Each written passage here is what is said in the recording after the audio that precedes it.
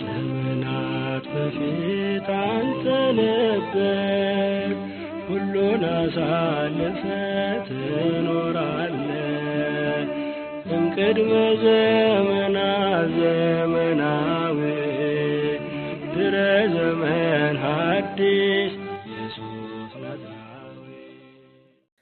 እሺ መሰረታዊ ክርስቲያና ትምህርት ነው ዛሬ የምንማረው። ስለዚህ ይህንን ትምህርት እኔ ክርስቲያኖች በተቻላችሁ አቅም በተለይ ኦርቶዶክሳውያን ማለት ነው 4 ቀን ብቻ ነው የምንማማረው። ማለት 4 ቀን በጣም ቁጭ ነው አይደል? እንግዲህ 4 ቀን መማር ከከበድን እንግዲህ ምንም ማድረግ አንችልም፣ አስቸጋሪ ነው ማለት ነው። እና ለ4 ቀን እንደምንም ብላችሁ ተማሩ። ይሄ በጣም አስፈላጊ ነው። ከሌሎቹ ትምህርቶች ሁሉ ይሄ በጣም አስፈላጊ ነው። የግድ ልታውቁት የሚገባ ነገር ማለት ነው። የግዴታ ሊታወቅ የሚገባውን ነገር ብቻ ነው የምሰጣችሁ። እሺ እያንዳንዱን በኦርቶዶክስ ክርስቲያን ውስጥ ያሉ አስተምህሮችን ሁሉ ዝርዝር አይደለም የምንማማረው። መስት የሆኑ በቃ ሊታወቁ ሊታመንባቸው ልንቀበላቸው የግድ የሆኑትን መሰረታዊ የሆኑ ዶግማ የሆኑትን እነሱን ብቻ ሰጣችኋለሁ። ይሄንን ማወቅ ለእናንተ እንትን አይደለም የሆነ ማለት ባቆም ባላቆም ምናምን ይባላል። አረ ባቆም ባላቆም የሚባል ብቻ አይደለም። ባይዚ ቀስ ብዬ እማረዋለሁ ጊዜ ሳገኝ ራሱ አይባልም። ጊዜ ሳገኝ እማረዋለሁ አይባልም። በቃ የሆነ እድል ሲመቻችልን በጋያችን እድል ቶሎ ተጠቅመን ግዴታ መማር ነው ያለብን እና ስለዛ በተቻላችሁ አቅም ይሄ ቪዲዮ ምናልባት እንግዲህ ዩቲዩብ ላይ ምናምን የሚያስተላልፉ ሰዎች ሊኖሩ ይችላሉ። የተለያዩ ዩቲዩቦች የሚያስተላልፉትም ከሆነ እዛ ላይ በደንብ አድርጋችሁ እዩ። አሁንም በተቻላችሁ አቅም የሆነ ትኩረታችሁን ብቻ ሰጣችሁ ስሙ። በጣም ቀለል አድርገን በቃ ማወቅ ባለብን ደረጃ ብቻ ቀለል ያለ ሲምፕል የሆነ ነገር እነግራችኋለሁ። በቃ እሱ ነው ልታውቁ። አሁን የምንማማረው ብቻ ነው በቃ ልታውቁ የግድ የምትባሉትና የሚያስፈልጋችሁ ማለት ነው። ባልተወሳሰበ መልኩ የተለያዩ ቴዎሎጂካል ተርሞችን ምናምን አንጠቀምም። ቀለል ያለ ነገር ለየትኛውም ሰው የሚሆን ምንም እንደው የሃይማኖት እውቀት የለኝም ለሚልም ሌላውም ለየትኛውም ሰው በሚሆን መልኩ ቀለል አድርገን የምንማማር ይሆናል። ስለዛ ምን እንማማራለን የሚለውን ትንሽ ነገር ልበላችሁና ከዛ ወደ ትምህርቱ እንገባለን ማለት ነው። ምን እንማማረው?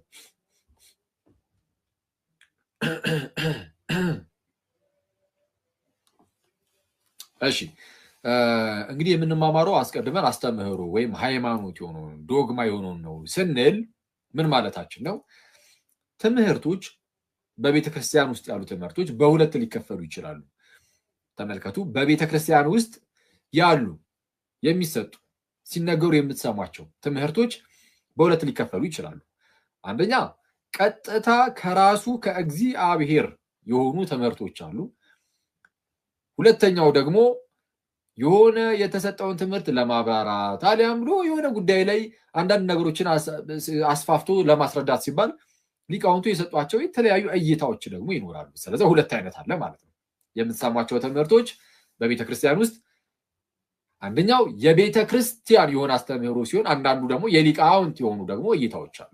የቤተክርስቲያን የሆነ አስተምህሮ ካልን ያንን አስተምህሮ የሰጠን ቅዱስ አትናቴዎስም አይደለም፣ ቅዱስ ዮሐንስ አፈወርቅም አይደለም፣ እግዚአብሔር ነው። ጳውሎስም አይደለም፣ ቅዱስ ዮሐንስም አይደለም፣ ቅዱስ ማቴዎስም አይደለም። የቤተ ክርስቲያን ነው ያስተምህሮ ካልን የሰጠን ማን ነው? ራሱ እግዚአብሔር ነው። ጳውሎስ ቢሰጠን እንኳን የሰጠን ከማን ተቀብሎ ነው? ከጌታ ተቀብሎ። ልክ ገላትያ ምዕራፍ 1 ቁጥር 11 ላይ መምሩ እንደተናገረው ቅዱስ ጳውሎስ ራሱም በእኔ የተሰበከ ወንጌል እንደ ሰው እንዳይደለ አስታውቃችኋለሁ ያለው። ልክ በእኔ የተሰበከ ወንጌል እንደ ሰው እንዳይደለ አስታውቃችኋለሁ። በቃ እንደ ሰው እንደ ሊቃውንት እንደምንም በፍጹም እንደዛ አይደለም። በእኔ የተሰበከ ወንጌል እንደ ሰው እንዳይደለ አሳውቃችኋለሁ። ታዲያስ ኢየሱስ ክርስቶስ ገልጦልኛል እንጂ እኔ ከሰው አልተቀበልኩትም አልተማርኩትም። ከሰው አልተቀበልኩም ከሰው አልተማርኩም። ጌታ እርሱም ኢየሱስ ክርስቶስ እርሱ ገልጦልኛል እንጂ እኔ ከሰው አልተቀበልኩም። አሁን ጳውሎስ ሰጠን ቢባል ቀጥታ ጳውሎስ መነሻ ሆኖ አይደለም። ጳውሎስ መነሻ አይሆንም። ቅዱስ ጳውሎስ መነሻ አይደለም። ቅዱስ ማቴዎስ፣ ቅዱስ ዮሐንስ፣ ሌሎችም ሐዋርያት መነሻ አይደሉም። መነሻው ራሱ እግዚአብሔር ነው። እግዚአብሔር አምላካችን ወይም ጌታችን ኢየሱስ ክርስቶስ ለቅዱሳኑ ለሐዋርያቱ ይህንን አስተምህሮ ሰጣቸው፣ ይህንን ወንጌል ሰጣቸውና ያንን የተቀበሉትን ወንጌል ደግሞ ወደኛ አስተላለፉት። ከነሱ የተቀበሉ አባቶቻችን ወደ ቀጣይ አባቶች እያለ በቤተ ክርስቲያን ውስጥ አሁን እኛ ጋር ደረሰ። በቅብብሎች ውስጥ ይህ አስተምህሮ ወደኋላ ተመልሰን ስንመለከተው ቀጥታ የተቀበልነው ከማን ነው? ይሄ ከእግዚአብሔር ሲሆን ይሄ ከእግዚአብሔር ነው። ከእግዚአብሔር ቀጥታ የተቀበልናቸው አስተምህሮች የቤተ ክርስቲያን ነው የሚባሉት። የሆነ ግለሰብ አይደለም፣ የቤተ ክርስቲያን። ይሄ አንደኛው ነው ብያቸዋለሁ። ሁለተኛው ግን ምንድን ነው አልኳችሁ? በተለያየ ሁኔታ ወይም የሆነ መጽሐፍ ቅዱስ ላይ የተቀመጠ ነገር ለማብራራት ምናምን ሊቃውንት ደግሞ የክርስቲያን ውስጥ የተነሱ ትልልቅ መምህራን፣ ትልልቅ ሊቃውንት አባቶቻችን፣ ቅዱሳን አባቶቻችን ያብራራሉ። ሲያብራሩ የሚያብራሯቸው አንዳንድ ነገሮች የሚሰጧቸው እይታዎች ይኖራሉ። እነዛ ደግሞ እይታ ይባላሉ አይደለ? አዎ። ለምሳሌ ሴት ከአዳም ጎን የተገኘችው፣ ይሄ ምንም እይታ ሳይሆን ራሱ መጽሐፍ ቅዱስ የሚለው ነው አይደል? አዎ። ሴት ከአዳም ጎን የተገኘችው ግን ከየትኛው? ከግራ ወይስ ከቀኝ? ከግራ ጎን ወይስ ከቀኝ ጎን የተገኘችው? ቆነጃጅት ከየት ነው የተገኛችሁት? እሺ ሔዋን ከአዳም ጎን የተገኘችው ከቀኝ ነው ከግራ ነው የሚል ነገር የለም መጽሐፍ ቅዱስ ላይ አለ? የለም። ስለዚህ ከግራ ነው ቢባል እይታ ነው፣ ከቀኝም ቢባል እይታ ነው። አንድምታችን ይህንን ሲያብራራ ዘፍጥረት አንድምታ ተርጓሚ ላይም ከግራ ይልና ከዚህ አንጻር ይልና መለስ ያደርግና አንድም ይልና ደግሞ ከቀኝ ይልና ደግሞ ከቀኝ ቢሉ ደግሞ ከዚህ አንጻር ብሎ ይናገራል። ከግራ ቢባል እንደው ከዚህ አንጻር፣ ከቀኝ ቢባል መቼስ ከሁለቱም ሳይድ ወጣች አይባልም አይደለም። ሔዋን ሁለት አይደለችም፣ አንድ ነች። ከአዳም ከጎኖቹ ወጣች ተገኘች ሳይሆን ከጎኑ ተገኘች ነው የተባለው። ስለዛ ከአንድ ጎን ነው የተገኘችው። ስለዛ ከቀኝ አንድም ደግሞ ከግራ እየተባለ ይናገራል። ይሄ ምን ይባላል? የሊቃውንቱ እይታ። እሺ ሰው አስተምህሮና እይታ አሁን መለየት አለበት ማለት ነው አይደለም እንዴ? አዎ መለየት አለበት። ስለዚህ አስተምህሮ ስንል አሁን እኔና እናንተ እዚህ ጋር የምንማማረው ምንድነው? አስተምህሮ ዶግማ ከእግዚአብሔር ከአባታችን የተቀበልነው የቤተ ክርስቲያን የሆነው አስተምህሮ። ስለዚህ ለምሳሌ አሁን የምንማማራቸው ትምህርቶች ማለት ነው እንደው ይሄ ነገር አይመስለኝም ማለት አንችል። ምክንያቱም አይመስለኝም ማለት እግዚአብሔር ወይ ከአንተ እኔ የተሻለ አውቃለሁ እንደማለት ነው። ስለዚህ እንደዛ አይሆን። እግዚአብሔር አንድ ጊዜ ፈጽሞ ለቅዱሳኑ የሰጠው አስተምህሮ አለ ወይም እምነት ወይም ሃይማኖት አለ። ልክ ይሁዳ በመልእክቱ ቁጥር 3 ላይ እንደተናገረው ማለት ነው። ለቅዱሳን አንድ ጊዜ ፈጽሞ ስለተሰጠ ሃይማኖት እንድትጋደሉ እየመከርኳችሁ ጽፍላችሁ ዘንድ ግድ ሆነብኝ አይደል?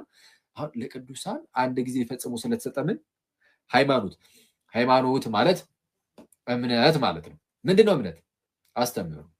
አስተምህሮ እምነት ተብሎ ይጠራል።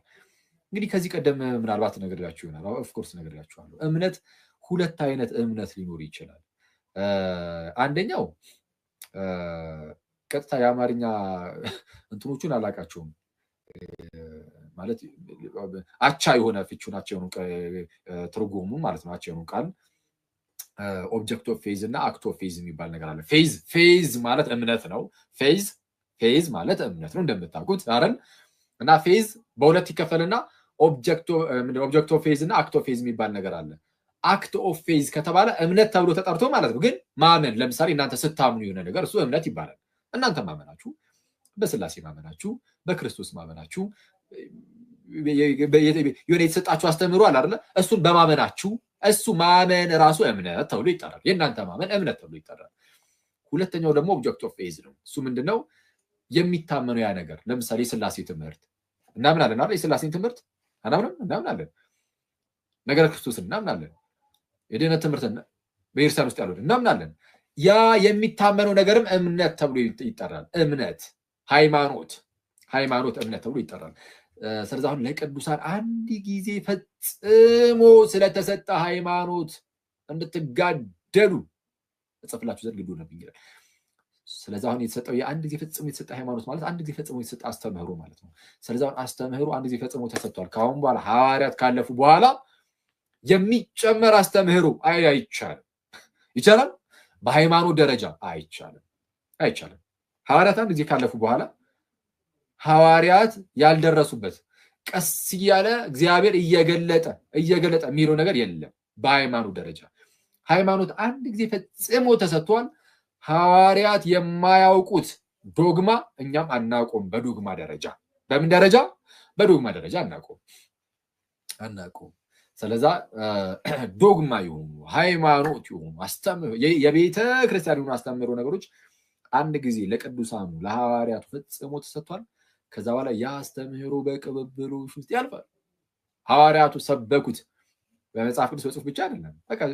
ዋናው ሲጀመር ስብከታቸው የቃል ነው እንጂ የጽሁፍ አይደለም። የጽሁፍ የሆነ አጋጣሚ ሲፈጠር ነው እነሱ ወይ ወደ ሌሉበት አካባቢዎች ሲጽፉ ምናምን በዚህና በዛ ምክንያት የተጻፈ ነው። ዋናው ትምህርት የተሰጠው በመጽሐፍ ቅዱስ አይደለም ማለት በመጽሐፍ ቅዱስ አይደለም የሚነሳስ በጽሁፍ አይደለም። በጽሁፍ ሳይሆን በቃል ነው። በቃል ትምህርቱ እንደ ጉድ ይሰጣል። አሁን ለምሳሌ ይሄ አለ ይሄ መጽሐፍ ቅዱስ በተለይ አዲስ ኪዳን የተጻፈባቸው የተለያዩ ምክንያቶች ይኖራሉ እና ዋናው ግን ሲጻፍ በማነው ትምህርቱ ሲሰጥ ግን አስቀድሞ በሐዋርያቱ በቃል ይሰጣል ትምህርት። ለምሳሌ የመጀመሪያው ስብከት ወደ 3000 ነፍሳትን የመለሰው ያ ስብከት የቅዱስ ጴጥሮስ የቃል ስብከት ነው እንጂ ጽሁፍ ጽፎ ውስጥ ይሄን አንብባችሁ ዳማ አይደለም። በቃል ይሰብካል 3000 ነፍስ በአንድ ጊዜ በአንድ ስብከት አይደል? ሐዋርያት ሥራ ምዕራፍ 2 ላይ ያለው የነበረው ስብከት ማለት ነው። እና ቅዱስ ጴጥሮስ ልክ እንደዛ እንደሰበከ ሁሉ ሌሎች ሐዋርያትን በተለያየ ዓለም ክፍል እየሄዱ በቃል ይሰብካሉ፣ ያጠምቃሉ፣ ይሰብካሉ፣ ያሳምናሉ፣ ያጠምቃሉ። ከዛ ደግሞ አምነው ለተጠመቁ ሰዎች እንደ አዲስ ለሚጠመቁ አይደለም፣ አምነው ለተጠመቁ ሰዎች ደግሞ እንደ አስፈላጊነቱ መልእክት ይጻፋል እና ያ አስተምህሮ ያ በቃል የተሰጠው ትምህርት ያ ይታወቃል። በቃ የተለያዩ ነገረ እግዚአብሔሩ ላይ ነገረ ድህነቱ ላይ የክርስቶስ ጉዳይ ላይ የተማሩትን ይዘው የለ አባቶቻችን ያኔ ማለት ሐዋርያት እያሉ የሰሙ ሰዎች እሱን ይዙና የተማሩትን ትምህርት ደግሞ ጽሁፍም ደግሞ ተጨምሮላቸዋል። ያንን በጆሮአቸው የሰሙትን ይዘው በጽሁፉ እያጸኑ እሱን ደግሞ እያስተማሩ ሲያስተምሩ ጽሁፍ ብቻ ይዘው ሳይሆን እነሱ ሰምተውም የለ መምህራችን ቅዱስ ጳውሎስ እንዲህ ብሎ እንዳስተማረን ይኸው በጽሁፉም እንዲህ እንዳለው እያለ ደግሞ ያስተምራሉ። እነሱ ደግሞ ይቀበላሉ። ከነሱ ቀጣይ የሚመጣው ትውልድ ራሱኑ ደግሞ ያስተላልፉታል እያለ ክርስቲያን ወንድምና እህቶቼ ናጋ ዛሬ ደረሰ። ምን የቤተ ክርስቲያን አስተምህሮ ከራሱ ከእግዚአብሔር የሆነው አስተምህሮ እርሱ የቤተ ክርስቲያን አስተምህሮ ነው። እኔና እናንተ የምንማማረው ዛሬ እሱን ነው እንጂ እይታዎችን አይደለም ማለት ነው። የሊቃውንትን እይታ ወይ ደግሞ ዶግማ የሆነ ሃይማኖት የቤተ ክርስቲያን አስተምህሮ የሆነውን ብቻ እንጂ በኤርሲያን ውስጥ የሚሰጡ አንዳንድ የተለያዩ ትምህርቶች ሊኖሩ ይችላሉ። ግን ለምሳሌ ሃይማኖት ካልሆኑ ብዙ ማናያቸውም። ምናልባት አስፈላጊ ከሆነ አንዳንድ ቦታ ላይ ላነሳ እችላለሁ አንዳንድ ጉዳዮችን። ከዛ ውጭ ግን በዋናነት አስተምህሮ ወይም ዶግማ ላይ ብቻ ትኩረት እናደርጋለን። ለምሳሌ የእመቤታችን ፍልሰተ ስጋዋ የስጋዋ መነሳት አሁን የቤተክርስቲያን ውስጥ ይሰጣል አይሰጥም? ትምህርቱ ይሰጣል። በጣም በሁሉም ጥንታውያን አብያተ ክርስቲያናት ዘንድ የታመነና የሚሰጥ ነው። ግን ዶግማ አይደለም። የእመቤታችን ምንድነው ሞታ እዛው አይደለም የቀረችው። ይልቁንም ጌታችን ወይም ልጇ ወዳጇ ክርስቶስ ኢየሱስ ስጋዋን አንስቶታል፣ መቃብሩ ባዶ ነው እንደተባለው ማለት ነው። አሁን ሃይማኖት አይደለም ወይም ዶግማ አይደለም። አስተምህሮ ዶግማ ሳይሆን በዶግማ ደረጃ የሚሰጥ ሳይሆን በቃ በሆነ ሰዓት ላይ የተፈጠረ ነገር ነው። በቤተክርስቲያን ውስጥ ዶግማ አይደለም። ዶግማ ስላሉ አሁን እንደዚህ አይነት ትምህርቶችን እዚህ ላይ አንማማርም ማለት ነው። የምንማማረው ዶግማ የሆኑትንና ለመጠመቅ ሲፈልግ አንድ ሰው ከኦርቶዶክስ ቤተክርስቲያን ውጭ ያላችሁ ሰዎች፣ ፕሮቴስታንቶች፣ ሙስሊሞች፣ ኤቲስቶችም ካላችሁ ወደ ቤተክርስቲያን መታችሁ መጠመቅ ስትፈልጉ አስቀድማችሁ ልታምኗቸው የሚገቡ ዋና ነገሮችን ብቻ ነው የምንማማረው። የትኛውም ክርስቲያን ደግሞ ይህንን በጣም ማወቅ አለበት እና እዛ ላይ ትኩረት እናደርጋለን። ምንድን ናቸው? አንደኛው እንግዲህ ስለ ሃይማኖት እንማማራለን ምናምን ካለን እንግዲህ ሃይማኖት ማለት እግዚአብሔር ለኛ የሰጠው ነው ምናምን ካለን እግዚአብሔር ለኛ የሰጠው አስተምሮ የምን እግዚአብሔር የሚል ሰው ሊኖር ይችላል። ስለዛ የምንጀምረው ከፈጣሪ መኖር ይሆናል።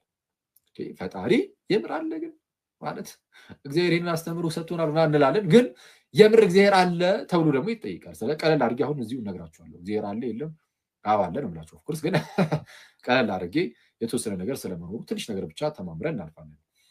ያው እግዚአብሔር መኖሩን የማያምን በእርግጥ የለም አሁን ኦርቶዶክስ ሆኖ። ግን አትሊስት ሌሎቹ ነገሮች ላይ ትኩረት ብናደርግም ግን ይሄንን እናያለን። የእግዚአብሔርን መኖር የፈጣሪ መኖር ፈጣሪ የምርም አለ የሚለውን ማለት ነው። ቀጠል አድርገን ደግሞ ፈጣሪ አለሽ ይሁን እሺ ፈጣሪ ነው ምን ይሄው ግን በጣም በርካታ ሃይማኖቶች ፈጣሪ ብለው የሚለምኑት የሚማጸኑት የሚያመልኩት እንግዲህ በጣም በርካታ ሃይማኖቶች አሉ። እያንዳንዱ ሃይማኖቶች ደግሞ የሚያመልኩት ፈጣሪ ይለያያል። ለምሳሌ ሙስሊሞች ጋር ብትሄዱ እንደው አላህ የሚባል ፈጣሪ አለ። ያ ፈጣሪ ምንድነው አንድ አምላክ ሲሆን አንድ አካል ነው ብለው ያስተምራሉ። ወደ ክርስትና ደግሞ ስትሄዱ ስላሴ ነው ትላላችሁ። አዎ አንድ አምላክ ነው ይላሉ ክርስቲያኖችም፣ ግን ሶስት አካላት እንዳሉት ግን ይናገራሉ። ወደ ሌላው ስትሄዱ ደግሞ ሌላ ነገር ይባላል። አንዳንዶቹ ብዙ አማልክት አሉ ብሎ የሚያምኑም አሉ። አዎ ፈጣሪ አለ ግን ብዙ አማልክት ነው ያሉት ብሎ ደግሞ የሚያስተምሩ አሉ። የሙስሊሞች ፈጣሪ ቢሆንስ ትክክለኛ የሙስሊሞች አምላክ ቢሆንስ በብረ የምታውቁት? ስለዚህ ቀጣይ የምናየው ምን ይሆናል? ፈጣሪ እንዳለ እናይና ከዛ ቀጣይ ደግሞ ያለው ፈጣሪ እውነተኛው አምላክ እውነተኛው ጌታ እውነተኛው ፈጣሪ የክርስቲያኖች አምላክ እንደሆነ እሱን ደግሞ እናያለን። የክርስቲያኖች አምላክ እውነተኛው ብቸኛው አምላክ እውነተኛ አምላክ ይሁን ካንተን ብቻ የላከውንም ኢየሱስን ያውቁ ዘንድ ይህች የዘላለም ሕይወት ናት እንዳለው ጌታችን ኢየሱስም እውነተኛ አምላክ የሆነው ካንተ ብቻ ብለን የክርስቲያኖችን አምላክ እንጠራለን ማለት ነው።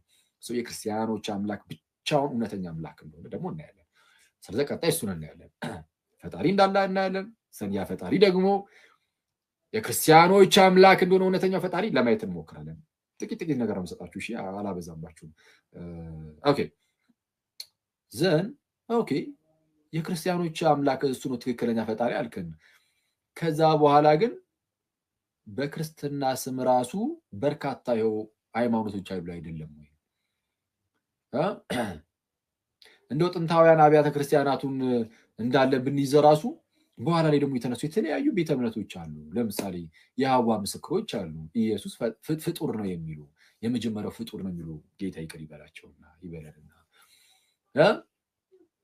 ኦንሊ ጂሰሶች አሉ። ስላሴ የሚባል ነገር የለም ብለው የሚናገሩ ይልቁንም ኢየሱስ ራሱ አብ ነው ብለው የሚያስተምሩ ወይም አብ ራሱ ኢየሱስ ነው ብለው የሚያስተምሩ አብ ኢየሱስ ነው ብለው የሚያስተምሩ ኦንሊ ጂሰሶችም አሉ በክርስትና ስም። ይህንን መጽሐፍ ቅዱስ ይዘው እያነበቡ ይህ ብቻ ብለው እያመኑ አብ ኢየሱስ ነው ብለው የሚያስተምሩ ደግሞ አሉ። ስላሴን ይካዱ። ኦኬ ፕሮቴስታንት በሚለው የእምነት ተቋም ውስጥም የተለያየ እምነት ያላቸው ዲኖሚኔሽኖች አሉ። አንዳንዱ ድህነት ላይ ለምሳሌ ጥምቀት ያድናል ለድህነት ነው ሲል፣ አንዳንዱ ደግሞ አይ ጥምቀት ለድህነት አይደለም የሚል አለ እና ቅዱስ ቁርባኑ ላይ ሌሎች ጉዳዮች ላይ የተለያዩ ርዕሰ ጉዳዮች ላይ ማለት ነው። ሰው ታዲያ ትክክለኛው ክርስትና ታዲያ የትኛው ነው? የክርስቲያኖች አምላክ እንኳን ቢሆን ትክክለኛው ግን ሁሉም ግን የተለያየ አስተምህሮ ነው ያለው። የትክክለኛው አስተምህሮ ያለው የትኛው ጋር ነው? ትክክለኛዋስ የጌታ ቤተክርስቲያን የትኛዋ ናት? በምን እናውቃለን? እሱም ደግሞ አሳያችኋለሁ። ዘን ችን አይተን እንጨርሳለን ዛሬ። አይሻልም? ይሻላል። እነዚህ 3 ነጥቦች እናያለን። እሺ የፈጣሪ መኖር ላይ ትንሽ ነገር የምናወራ ይሆናል። እንግዲህ ከፈጣሪ ህልውና ጋር በተያያዘ የሚነሱ የተለያዩ ሀሳቦች አሉ። ማለት ፈጣሪ አለ ፈጣሪ የምር አለ ለሚለው ጥያቄ የተለያዩ አካላት የተለያየ መልስ ይሰጣሉ። አንዳንዶች አዎ ፈጣሪ አለ የሚሉ አሉ። ፈጣሪ የስ አለ ፈጣሪ አለ ጋይዝ። አሁን እናንተ አዎ አለ ታላላችሁ አይደል? ብዙዎቻችሁ አለ ካላችሁ በቃ እናንተ አሁን ፈጣሪ አለ ከሚሉት ተርታ የምትመደቡ ናችሁ እና በፈጣሪ ህልውና አረ ፈጣሪ አለ ብለው የሚያምኑ ብዙዎች አሉ። እነዚህ ራሳቸው ግን ይከፈላል ማለት የተለያየ ክፍልፋይ ሊኖራቸው ይችላል። ፈጣሪ አለ ብሎ አንዳንድ ሰው ለምሳሌ ብዙ ፈጣሪ ነው ያለው የሚል ሰው ሊኖር ይችላል አይደል? ይሄ ፖሊቲዝም ይባላል። ብዙ አማልክትን የማምለክ እምነት ማለት ነው። ብዙ አማልክትን። አንዳንዱ ደግሞ አይ እኔ ሞኖቴስት ነኝ፣ ኧረ እኔ አንድ አምላክ ብቻ እንዳለ ነው ማምነው የሚሉ ደግሞ ይኖራሉ። አንድ አምላክ ብቻ ያለ ሰው አንድ አምላክ ብቻ አለ ብሎ የሚያምን ሰው ሞኖቴስት ይባላል። ይሄ አሁን እኛ ለምሳሌ አንድ አምላክ ብቻ ያለ ነው ብለን የምናምነው 3 አምላክ ነው ያለን ወይስ አንድ አምላክ? 3 አማልክት ወይስ አንድ አምላክ? ስላሴ 3 አማልክት ነው አይደለም አይደል? ስላሴ ላይ ትምህርት ላይ ቀጣይ እሱን የምንማማረው እሱ ላይ እንሄድበታለን። ለማንኛውም አምላካችን እግዚአብሔር አንድ እግዚአብሔር ነው፣ አንድ አምላክ ነው። የአንዱ አምላክ በሶስት አካል ተገለጠ ወይም ሶስት አካላት አለው እንጂ ሶስት አማልክት አይደሉም። ለማንኛውም አንድ አምላክ ብሎ የሚያምኑ አሉ፣ ብዙ አማልክት ብሎ የሚያምኑ አሉ። አንዳንዱ ደግሞ ዲስቶች ደግሞ አሉ፣ ማለት የዲዝም እምነት ተከታዮች። እነሱ ደግሞ እንዴት ያለ ነው? እንደው ፈጣሪ ፈጠረና ዓለማትን ማለት ነው።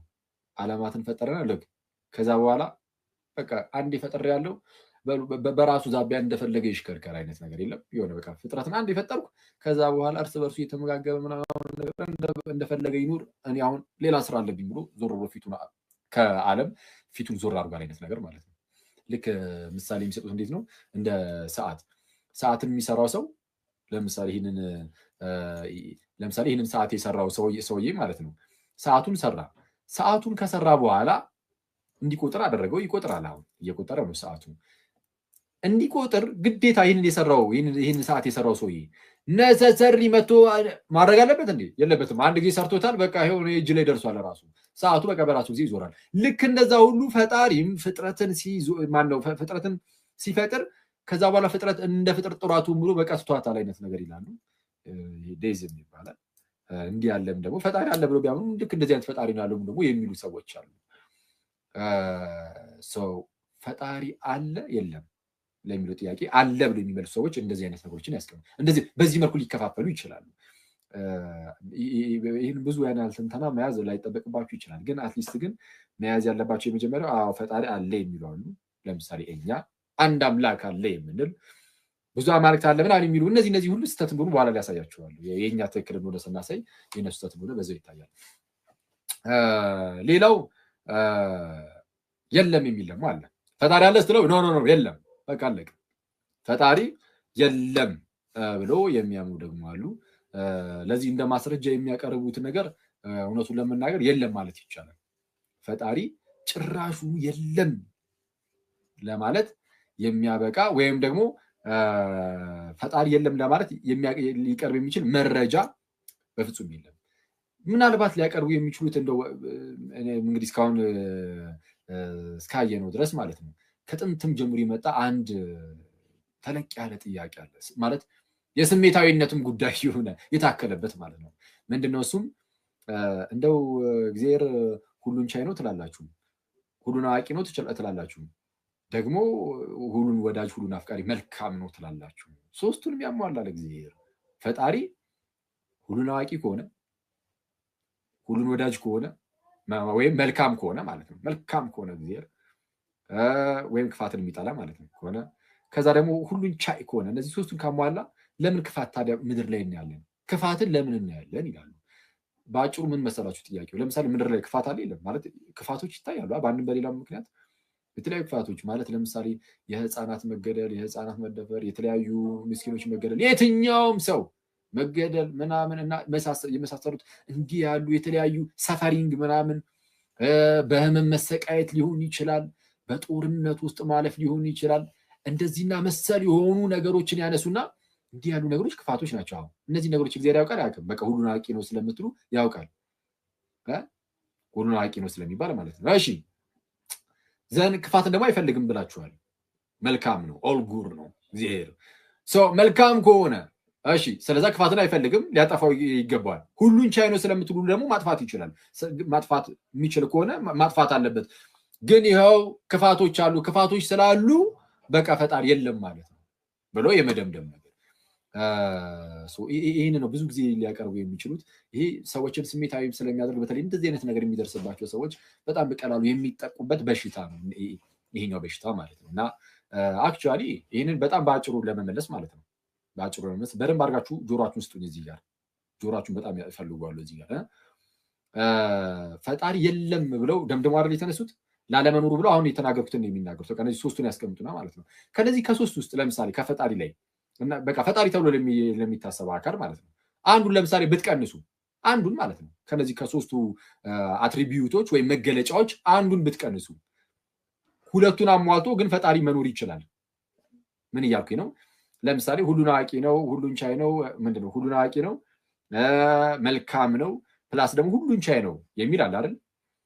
ኦኬ ለምሳሌ ክፋት ይፈጠራል፣ ግን ፈጣሪ አለ ብለናል። እና ያ ፈጣሪ ግን ክፋት ሲፈጠር በቃ እንዲፈጠር ፈለገ ማለት ክፋቶች ሲፈጠር ክፋትን ማስወገድ ያን ያህል የማይፈልግ ወይ ወደ ዲስቶቹ ልመልሳቸው አንዴ በጣም ይቀርታል። ዲዝም ላይ ፈጥሮ ከዛ በኋላ ዞራ ላይ የሚሉት ነገር አለ።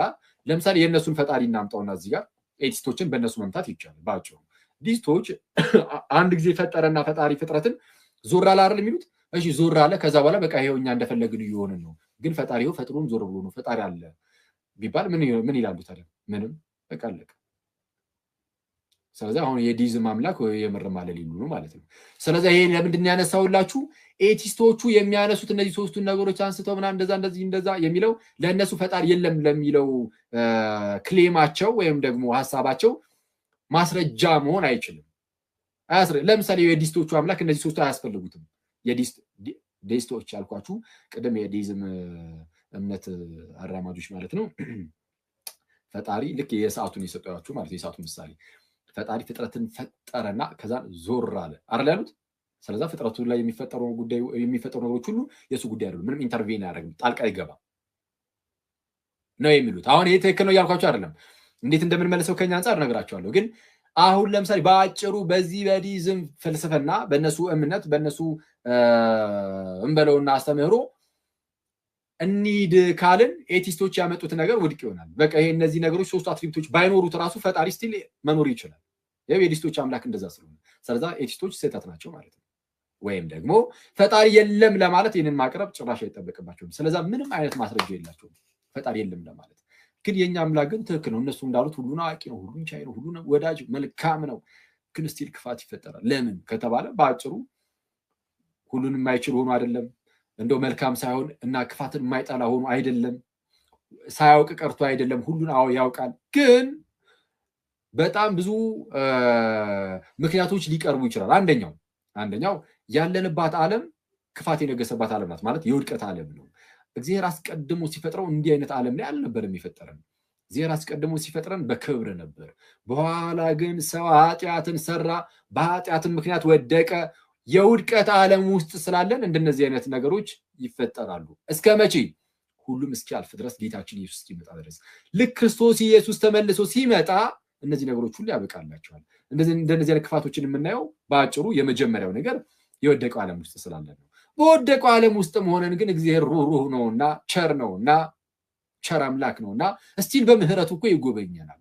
በምህረቱ ሲጎበኘን በምህረቱ እየጎበኘንም አንዳንድ ጊዜ ክፋቶች ሲኖሩ እናያለን። የክፋቶቹ መኖር የተለያየ አሁንም በዚሁ በወደቀው ዓለም ውስጥ መሆነን እንኳን አሁን ደግሞ እየመለስን ያለ ነው። በወደቀው ዓለም ውስጥ መሆነን ክፋቶች ብናይ አንዳንዴ ነፃ ፍቃድ የሚባል ነገር አለ። ሰው ነፃ ፍቃድ አለው። ነፃ ፍቃዱን ተጠቅሞ እግዚአብሔር ሳያስገድደው ማለት ነው። እግዚአብሔር አያስገድድህም። ስለማያስገድድህ ሰው ነፃ ፍቃዱን ተጠቅሞ የሆነ ክፋትን ሊያደርግ ይችላል። እግዚአብሔር ግን ይቀጠዋል። በኋላ ላይ እግዚአብሔር ግን ይቀጠዋል። ክፋት ለደረሰባቸው ሰዎች ግን እግዚአብሔር ደግሞ ይሾማቸዋል። እንግዲህ እንዴት ነው ጀስቲፋይ የምታደርጉት ይህንን ከተባለን እንደ ክርስትናው ከሆነ የምንጠየቀው በዚህ መልኩ ማስቀመጥ ይቻላል።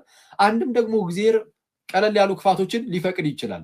ከባድ ክፋቶችን በኋላ የሚመጡ ክፋቶችን ለማስቆም ለምሳሌ መብራት ቢጠፋ ለምሳሌ ክፋት ነው አለ እናንተ ያው መብራት ቢጠፋ ለምሳሌ አይ እንደው እነዚህ መብራት ኃይሎች አይናቸውን ያጥፈው ይላል አንዳንድ ሰው። ኦኬ እሺ መብራት መጥፋት ለኛ ክፋት ሊሆን ይችላል ማለት የማንፈልገው ነገር ስለሆነ፣ ግን መብራቱን ያጠፉት ምናልባትም መብራቱን ባያጠፉት ኖሮ ማለት ነው የሆነ የኤሌክትሪክ ነገር ምናምን ተቀጣጥሎ ሙሉ ሰፈሩን የሚያጠፋው ቢሆን የሚያነደው ቢሆን እንዳያነደው መብራት እንዲጨልም እንዲጠፋ መብራት ኃይሎች ይፈቅዳሉ ማለት ነው አይደል? ቀጣይ የሚመጣውን አደጋ ምንድነው ለመቋቋም ማለት ነው። እግዚአብሔር በአንድም በሌላም ምክንያት የባሰ አደጋ እንዳይመጣ እንደው ቀለል ያሉ አደጋዎችን ሊፈቅድ ደግሞ ይችላል። እና እዚህ ላይ ትልቁ ሌላው ልናውቀው የሚገባው ነገር ግን እያንዳንዱን ነገር ግን አናውቅም። የእግዚአብሔርን ነገር አያችሁ ነብየ እግዚአብሔርም እንደተናገረው ሰማይ ከምድር እንደሚርቅ የእግዚአብሔር ሐሳቡ ከኛ እጅጉን የራቀ ነው። ስለዚህ እግዚአብሔር የሚያደርጋቸውን እያንዳንዱን ነገር የእርሱን ሐሳቦች ሁሉ ልንተነትን አንችልም። በአንድም በሌላም ምክንያት እንደው ከዚህ አንጻር ሊሆን ይችላል ብለን እንዲህ ልንናገር እንችላለን እንጂ ማለት ነው። ለምሳሌ አንድ ህፃን ልጅ የሆነ የኳንተም ፊዚክስ ምናምን ቢጠይቅ ይመለስለታል? አይመለስለትም አይደለ? አንድ ህፃን ልጅ አንዴ እሺ ሰው አንድ ህፃን ልጅ የሆነ ከበድ ያለ ጥያቄ ቢጠይቅ ቢመለስለት የማይገባው ሊገባው የማይችለው አይነት ከሆነ አይመለስለትም አይደል? በቃ ቀስ እያለ ቆይ ሲያድግ ያውቀዋል አይነት ነገር። ለምሳሌ ገና የ2 ዓመት ህፃን ልጅ እንደምንም እንደው አፍ አውጥቶ እንዴት ነው የተወለድኩት ብሎ ቢጠይቅ እንዲህ ተደርጎ ብሎ አሁን ዲቴል የሚነግረው ሰው አለ? በፍጹም የለም። ለምን? አይረዳውም። ቢነገረውም ስለማይረዳው ቀስ ብሎ ሲያድግ ያውቀዋል። ልክ እኛም ደግሞ በእግዚአብሔር ፊት ልክ እንደዚህ እንደ ህፃናት ነን በእግዚአብሔር ዘንድ። እኛ እንዴ ከህፃናት የባስን በጌታ ስም በእግዚአብሔር አሰራር ውስጥ በእግዚአብሔር ነገር ውስጥ በእግዚአብሔር ፊት ከህፃናት የባስን ገና በጣም ህፃናት ነን። ስለዚህ በሚመጣው ዓለም ደግሞ የምናውቃቸው ብዙ ነገሮች ይኖራሉ። አሁን በድንግዝግዝ እንደምናይ ነን፣ በኋላ ግን በግልጥ ደግሞ የምናይበት ጊዜ ይኖራል። ስለዛ ምንድነው አንዳንድ ነገሮች የእግዚአብሔርን ሐሳብ ሁሉን ነገር እንረዳለን። ይሄ ሁሉን ነገር እንተንተን አንልም። እኛ በእኛ እምነት እግዚአብሔር የሆነ እንደ አንዳች የሆነ ዓላማ አንዳች የሆነ አጀንዳ ይኖረዋል። እያንዳንዱን ነገር ግን እኛ ደግሞ ማወቅ አለብን። ለምንድን ነው እንደዚህ ያደረገው እንለዋለን? አንለውም። እኛ የእግዚአብሔር እንደ ባልደረባ ሆነን የሆነ እስቲ ምን አደረክ እዚህ ጋር እስቲ እሱን ሪፖርት አቅርብ ምናምን የምንል አይደለም። ይሄ የኛ መብታችን ነው ማለት እግዚአብሔር እስቲ ይሄንን ለምንድን ያደረገው አስረዳ፣ ሪፖርት አቅርብ እያልን ሪፖርት እንጠይቃለን እንዴ? አንጠይቅም። ስለዛ ምንድነው ማወቅ ባለብን ሰዓት ላይ እናውቃለን። ልክ ህፃናት እያደጉ ሲሄዱ የሚያውቋቸው ነገሮች እንዳሉ ሁሉ እኛም ደግሞ በዚህኛው ዓለም ባናቅ እንኳን በቀጣይ ዓለም ደግሞ እያወቅን እንሄዳለን። ስለዛ እንደነዚህ ነገሮች መታወቅ አለባቸው። ይህንና ያንን ያዙና እነዚህ ኤቲስቶቹ ፈጣሪ የለም ይላሉ። ለዚህ ግን ምንድነው እንደ ማስረጃ አድርገው የሚያቀርቡት ሁነኛ ነገር የለም ፈጣሪ ላለመኖሩ ማለት ነው። የለም እንደው የፈጣሪ መኖር አላምንም አልቀበልም ብቻ ብሎ ከመገገም ውጪ ማለት ነው። ሶስተኛው ግን ፈጣሪ አለ የለም ተብሎ ሲጠየቅ መሀል ላይ ደግሞ የሚሆን አለ። ምንድነው ፈጣሪ ሊኖርም ላይኖርም ይችላል ግን አላቅም፣ የፈጣሪ መኖርና አለመኖሩ አይታወቅም የሚሉ አሉ። እነዚህ አግኖስቲኮች ናቸው። ፈጣሪ ይኑር አይኑር አይታወቅም የሚሉ ማለት ነው። እሺ ይኑር አይኑር አይታወቅም፣ አግኖስቲኮች እንደዛ ይላሉ። ይኑር አይኑር አይታወቅም። እውን ግን ፈጣሪ ይኑር አይኑር ይታወቃል አይታወቅም? አረ ይታወቃል። የፈጣሪ መኖር የፈጣሪ ህልውናው የእግዚአብሔር መኖር ይታወቃል። በምን ይታወቃል? ወይን ይታወቃል? እግዚአብሔር እንዳለ በመገለጡ። ምንድነው መገለጡ? እንግዲህ አሁን ሰው እግዚአብሔር አለ የለም ትክክል አለ። እሺ እንዳለ በምንድነው የሚታወቀው ከተባለ እግዚአብሔር ራሱን በሚገልጥበት መንገድ። አሁን እግዚአብሔር አለ ለማለት በእግዚአብሔርና እንግዲህ ይህን የሚናገሩ ሰው ከሆነ በእግዚአብሔርና በሰው መካከል ግንኙነት ያስፈልጋል። በእግዚአብሔርና በሰው መካከል ግንኙነት ያስፈልጋል፣ መተዋወቅ ያስፈልጋል። ሰው እግዚአብሔርን እንዲያውቀው ወይም እንዲያገኘው እግዚአብሔር ራሱን በተለያየ መልኩ ራሱ ዝቅ አድርጎ ለሰው መግለጥ አለበት። አለበለዚያማ እግዚአብሔርን አሁን ቀጥታ ብድግ ብሎ እግዚአብሔርን ማወቅ የሚችል የለም። እግዚአብሔርን ማወቅ የሚችል ማንም የለም። እግዚአብሔር ከፍ ያለ ነው። እግዚአብሔር አምላካችን ከሁላችን እጅግ ከፍ ያለ ነው። ከአእምሯችን ሁሉ የሰፋ ነው እና ያንን ኃያል የሆነ ኢንፊኒት የሆነ የማይወሰነውን አምላክ ውስን በሆነች በዚህ ጭንቅላታችን ልንመረምረው፣ ልንደርስበት፣ ልናውቀው በፍጹም አንችልም። ስለዚህ እግዚአብሔር የማይወሰን ነው። የማይወሰነው አምላክ የሚታወቀው ለኛ ለውስኖቹ ማለት ነው። ውስን በሆነ መልኩ ይመጣና ይገለጥልናል። ከዛ ሲገለጥልን በዛ ውስጥ እግዚአብሔርን እናውቀዋለን። እግዚአብሔር የሚታወቀው በመገለጡ በባህሪው የማይወሰን ነው። ውስን በሆኑ ነገሮች ግን ራሱን ሊገልጥ ስለሚችል በነዛ ውስን በሆኑ ነገሮች በተገለጠው መሰረት ልናውቀው ልንረዳው እንችላለን እንጂ ቀጥታ እግዚአብሔርን እንደዚህ በባህሪው አናውቀውም። በመጽሐፈ ኢዮብ ምዕራፍ 11 ቁጥር 7 ላይ ምን ይላል? እግዚአብሔርን ጥልቅ ነገር ልትመረምር ትችላለህን? ወይስ ሁሉን የሚችል አምላክን ፈጽመ ልትመረምር ትችላለህን ብሎ እንደተናገረ ማለት ነው። ኢዮብ ምዕራፍ 11 ቁጥር 7 ላይ ሐዋርያው ቅዱስ ጳውሎስ ምን ይላል? በመጀመሪያ ቆሮንቶስ መልእክቱ ምዕራፍ 2 ቁጥር 11 ላይ ከእግዚአብሔር መንፈስ በቀር ለእግዚአብሔር ያለውን ማንም አያውቅም። ከእግዚአብሔር መንፈስ በቀር ለእግዚአብሔር ያለውን ማንም ሊያውቅ አይችልም። ማንም አያውቅም፣ ማንም ሊያውቅ አይችልም። ስለዛ እግዚአብሔርን በባህሪው ቀጥታ ልናውቀው አንችልም። የምናውቀው በመገለጡ ልክ የፀሐይን ከዚህ ቀደም ብዙ ጊዜ እላታለሁ። ፀሐይ ለምሳሌ ምን ያህል ነው የምትሞቀው? ምን ያህል የምትሞቀው? እስቲ ፀሐይ ማለት ሞቃታማ የሆነ አካባቢ ያለ ሰው እንደ 40 ዲግሪ ሴልሺየስ የሙቀት መጠን መለኪያ ነው። ብዙ ሰዎች ታውቃላችሁ ሲሰሪ 40 ከዛ በላይ ይሄዳል 45 50 ምናምን እሺ ዛረሳረ ይሆናል የሚል አለ። ፀሐይ የምትሞቀው ኧረ እኛ ጋር ሐሩር ነው 50 ዲግሪ ሴልሺየስ ነው የሚል ደግሞ ሊኖር ይችላል። እና ደግሞ ታርሞ ቀዝቀዝ ያለ ካለ ደግሞ 20 30 ማነው 20 10 ምናምን እያለ ይወርዳል። 30 ሞቃት ነው ፎርስ እያለ ይወረደ ደግሞ ሊሄድ ይችላል። አሁን ፀሐይ የምትሞቀው እንዲህ ነው ያልነው ከምን አንፃር ነው? እኛ ጋር ከደረሰው አንፃር ነው። ብርድ አካባቢ ያለ ሰው ከእሱ ጋር ከደረሰችው አንፃር 10 ዲግሪ ሴልሺየስ 15 20 ምናምን ሊል ይችላል። ሞቃታማ አካባቢ ያለው ወዳጃችን ደግሞ እሱ ጋር ከደረሰው ሙቀት አንፃር ያይና ፀሐይ 40 ዲግሪ ሴልሺየስ 50 ዲግሪ ሴልሺየስ ትሞቃለች ሊል ይችላል። 40 እና 50 ዲግሪ ሴልሺየስ ፀሐይ ግን የምርም በራሷ ግን ፀሐይ ማለት ነው ምን ያህል ዲግሪ ሴልሺየስ የምትሞቅ ይመስላችኋል? አሁን እኛ ጋር የደረሰው ሳይሆን በራሷ ደግሞ ፀሐይ ምን ያህል 15 ሚሊዮን ዲግሪ ሴልሺየስ አካባቢ ነው ሙቀቷን የሚባለው 15 ሚሊዮን can you imagine it 15 ሚሊዮን ዲግሪ ሴልሺየስ ማለት ከምታስቡት በላይ በጣም ብዙ ነው። በጣም ውሃ የሚፈራው 100 ዲግሪ ሴልሺየስ ላይ ነው ማለት ውሃ ሰዓት ላይ አጠዳችሁ ሰዓት ላይ ጠዳችሁ ውሃ ሰዓት ላይ ጥዳችሁ ሰዓት ላይ አድርጋችሁ ሙቀት ነገር ላይ ማለት ነው። ልክ ውሃው ሲፈላ በፍረስ ጀምር በምን ያህል የሙቀት መጠን ነው የሚፈላው? በ100 ዲግሪ ሴልሺየስ የዋተር ቦይሊንግ ፖይንት ስንት ነው? ኬሚስትሪ ስትማሩ 7ኛ ክፍል 100 ዲግሪ ሴልሺየስ አይደለ?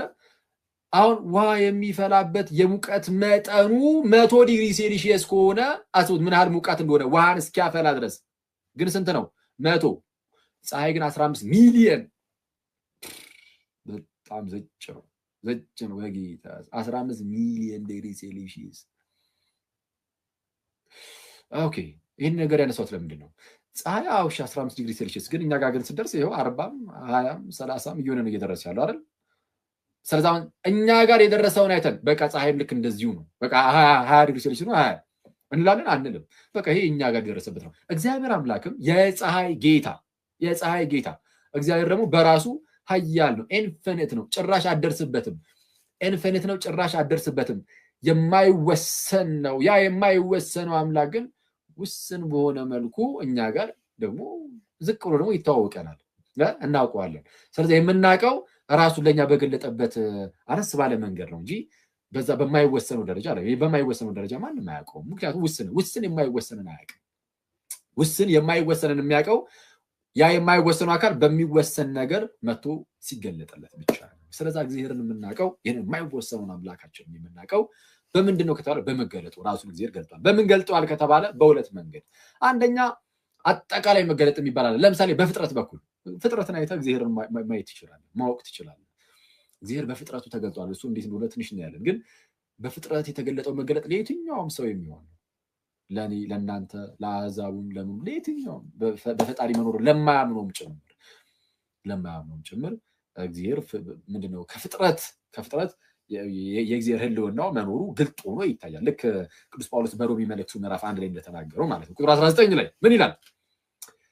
እግዚአብሔር ስለገለጠላቸው ስለ እግዚአብሔር ሊታወቅ የሚቻል ልክ እግዚአብሔር ስለገለጠላቸው ይላል። እግዚአብሔር ምን ስላለ? ስለገለጠላቸው ስለ እግዚአብሔር ሊታወቅ የሚቻለው በእነርሱ ዘንድ ግልጥ ነውና፣ ስለ እግዚአብሔር ሊታወቅ የሚቻለው ማለት ነው በእነርሱ ዘንድ ግልጥ ነውና የማይታየው ባህሪ እርሱም የዘላለም ኃይሉ ደግሞም አምላክነቱ ከዓለም ፍጥረት ጀምሮ ልክ ምን ነው ያለው?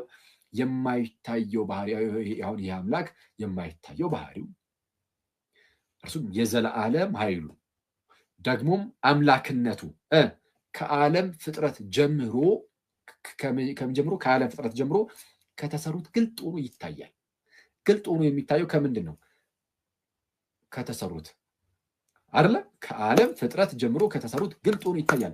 ከዓለም ፍጥረት ከሰማይና ከምድር ፍጥረት ጀምሮ ከተሰሩት ሰማይ ተሰርቷል፣ ምድር ተሰርቷል፣ ሌሎች የተሰሩ ስራዎች ብዙ አሉ። ከእነርሱ ግልጥ ሆኖ ይታያል። የማይታየው ባህሪው እርሱም የዘላለም ኃይሉ ደግሞ አምላክነቱ ከዓለም ፍጥረት ጀምሮ ከተሰሩት ግልጥ ሆኖ ይታያል።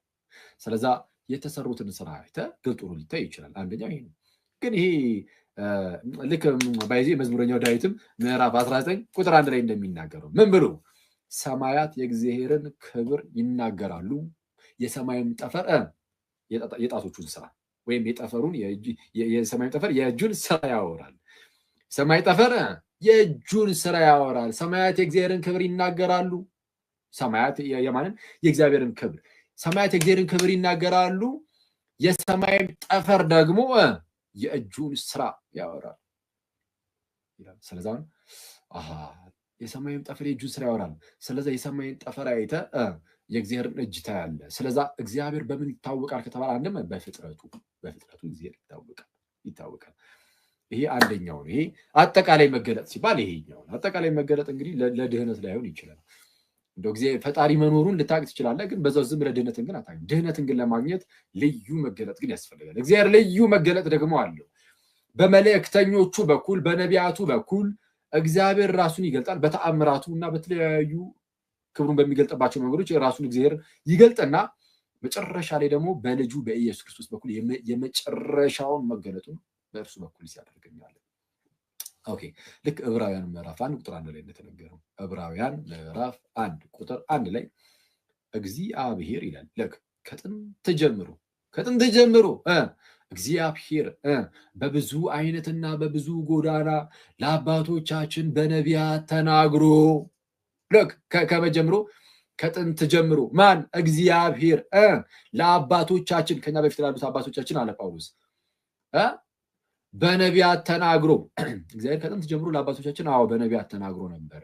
አሁንስ ሁሉን ወራሽ ባደረገው ደግሞም ዓለማትን በፈጠረበት በልጁ በዚህ ዘመን መጨረሻ ለኛ ተናገረን እኮ። በዚህ ዘመን መጨረሻ ግን ዓለማትን በፈጠረበት ሁሉን ወራሽ ባደረገው በልጁ ለኛ ተናገረን። ስለዛ ባሪያዎቹን ላከ እግዚአብሔር ባሪያዎቹን ላከ መጨረሻ ላይ ልጁ የመገለጡ መደምደሚያ ነው።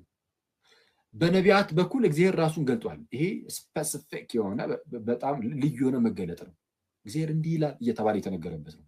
በፍጥረት በቃ የፈጣሪን ህልውና ብታቅ ነው በቃ ፈጣሪው አለ ብለህ ከፍጥረት አንጻር ልትናገር ትችላለህ። በነቢያት በኩል ግን የሰራዊት ጌታ እግዚአብሔር እንዲህ ይላል እያሉ ይናገራሉ። እንዲህ ወደፊት ይፈጸማል፣ ከዚህ በፊት የነበሩትን እንዲህ አድርጎ ነበረ፣ ደግሞ አሁንም እንዲህ ነው እያሉ እግዚአብሔር የሚያዛቸው ትእዛዞችን ቀጥታ እየመጡ ለሰዎች ይናገራሉ። ግን በማን በኩል ነው? በነቢያት በኩል። ነቢያት ከእግዚአብሔር ጋር አንድ ናቸው እንዴ? አይደሉም። ነቢያት ከእግዚአብሔር ጋር አንድ አይደሉም። ስለዛ እግዚአብሔር ባወቀ ለነቢያቱ እንዲሆነች ነገር ይሰጣቸዋል። ነቢያቱም ይዘው ደግሞ ለህዝቡ እግዚአብሔር ህዝቡን በዚህ መልኩ ይጠብቃል።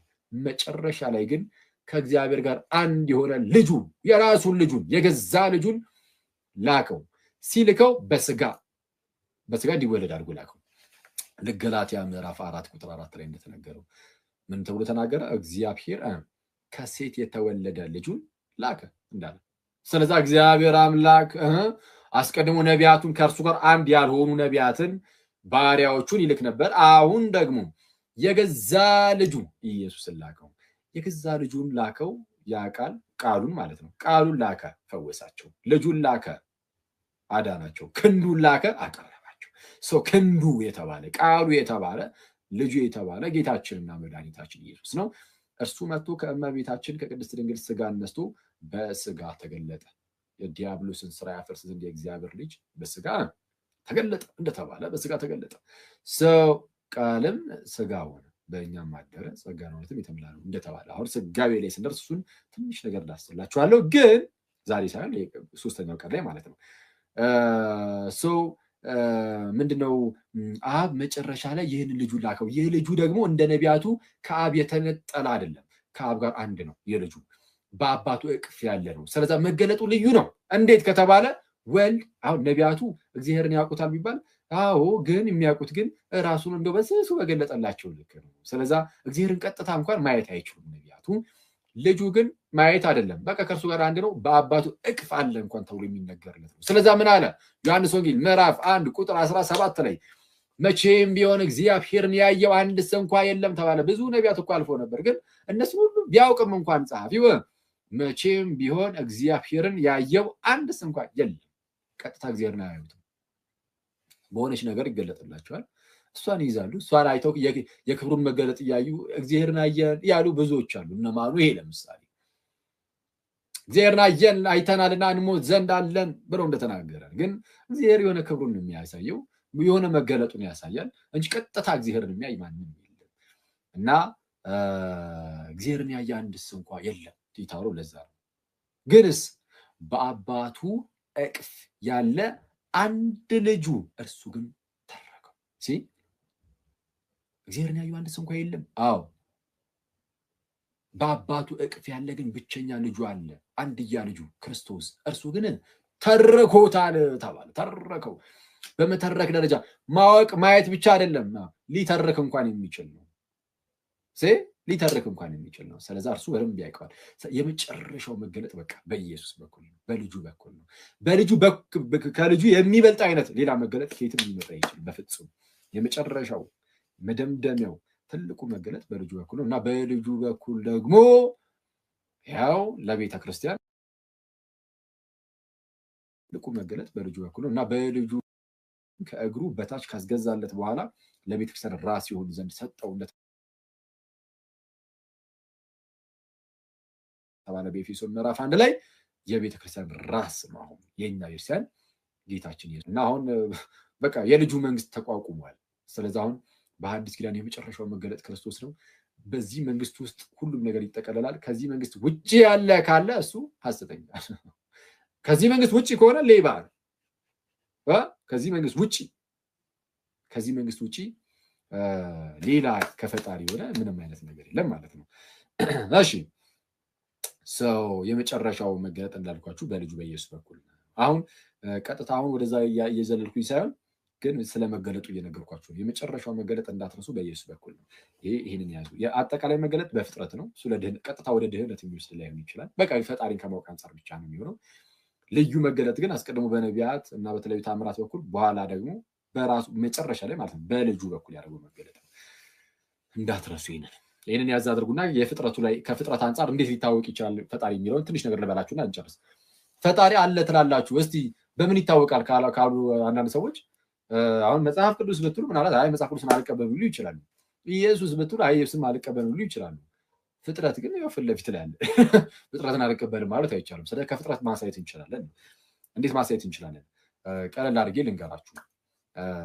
የአርጊመንቶችን ስም ምናምን የደረደርኩኝ አላዝጋችሁም። ቀለል አድርጌ ብቻ ላስቀምጥላችሁ። ይሰማል ግን ጋይዝ? እስቲ ቆይ ኮሜንት አንዴ ልክፈትላችሁና እየተግባባን ነው ወይስ ግራ እያጋባችሁ ነው? እየተግባባን ነው። አጭር ደቂቃ ነው የምትቀረኝ ካሁን በኋላ በቃ ትንሽ ነገር ብቻ ይጅበት እንጨርሳለን። እየተግባባን ነው።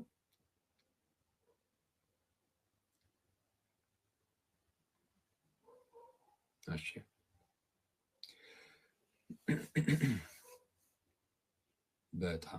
በጣም አሪፍ። እግዚአብሔር አምላክ ደግሞ በደንብ አድርጎ እርሱ እንዲገባችሁ ያድርግ።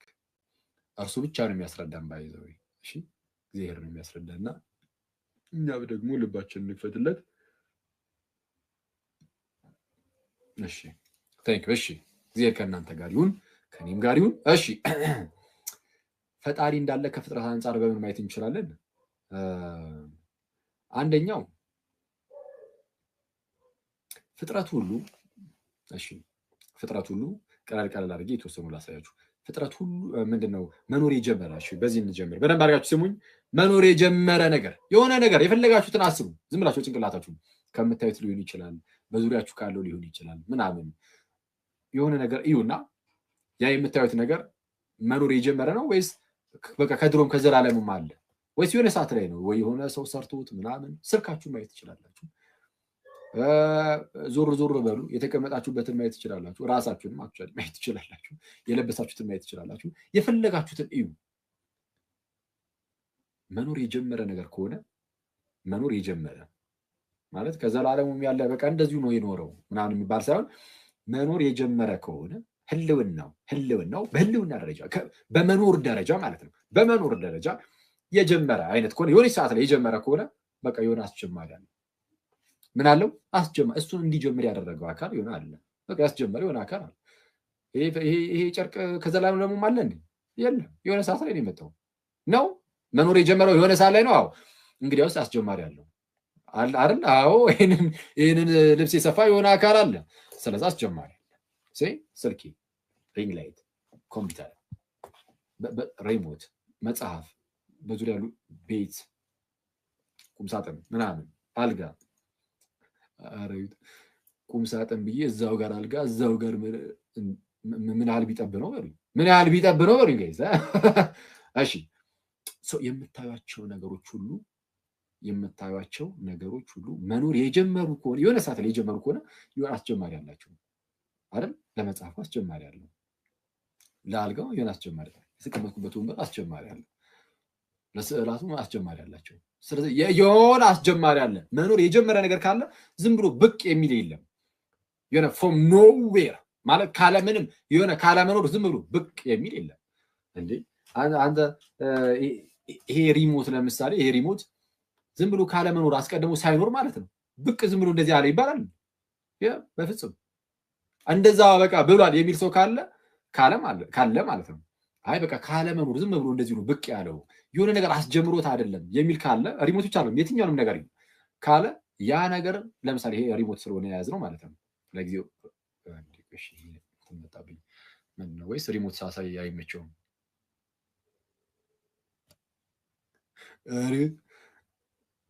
አንዳንዴ እኮ ቲክቶክ ይመቸው ሪሞቱን አነሳለሁ አላመነኝም ቲክቶክ እና እስቲ ራስን ቬሪፋይ አድርጋለሁ። ዋና ጣቢያውን እንዲቀይረው ነው የሚመስለው የቲክቶክ። እሺ ሰው ለምሳሌ ሪሞት በቃ ካለመኖር ስሙ ይበለም ጋይስ። እሺ ዝም ብሎ በቃ እንደዚህ ምንም አስጀማሪ ሳይኖረው ዝም ብሎ እንደዚህ መጣ ከተባለ ኦኬ ለምን እንደዚህ ሆነ ታዲያ? ለምን ሌላ አይነት ሳይሆን ለምን ክብ ሳይሆን ለምን አራት ማዕዘን ሆነ ብለን እንጠይቃለን። ከዛ በኋላ ያኔ ነው መልሱ የሚመጣው። አራት ማዕዘን ነው በዚህ ምክንያት ነው ሲባል ያ ምክንያት የእሱ አስጀማሪ ነው።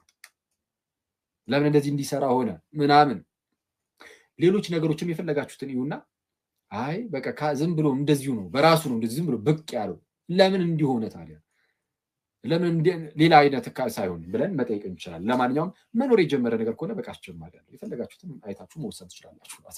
ራሳችሁ ኦብዘርቭ የምታደርጉት አይታችሁ ማስተዋል የምትችሉት ነገር ነው።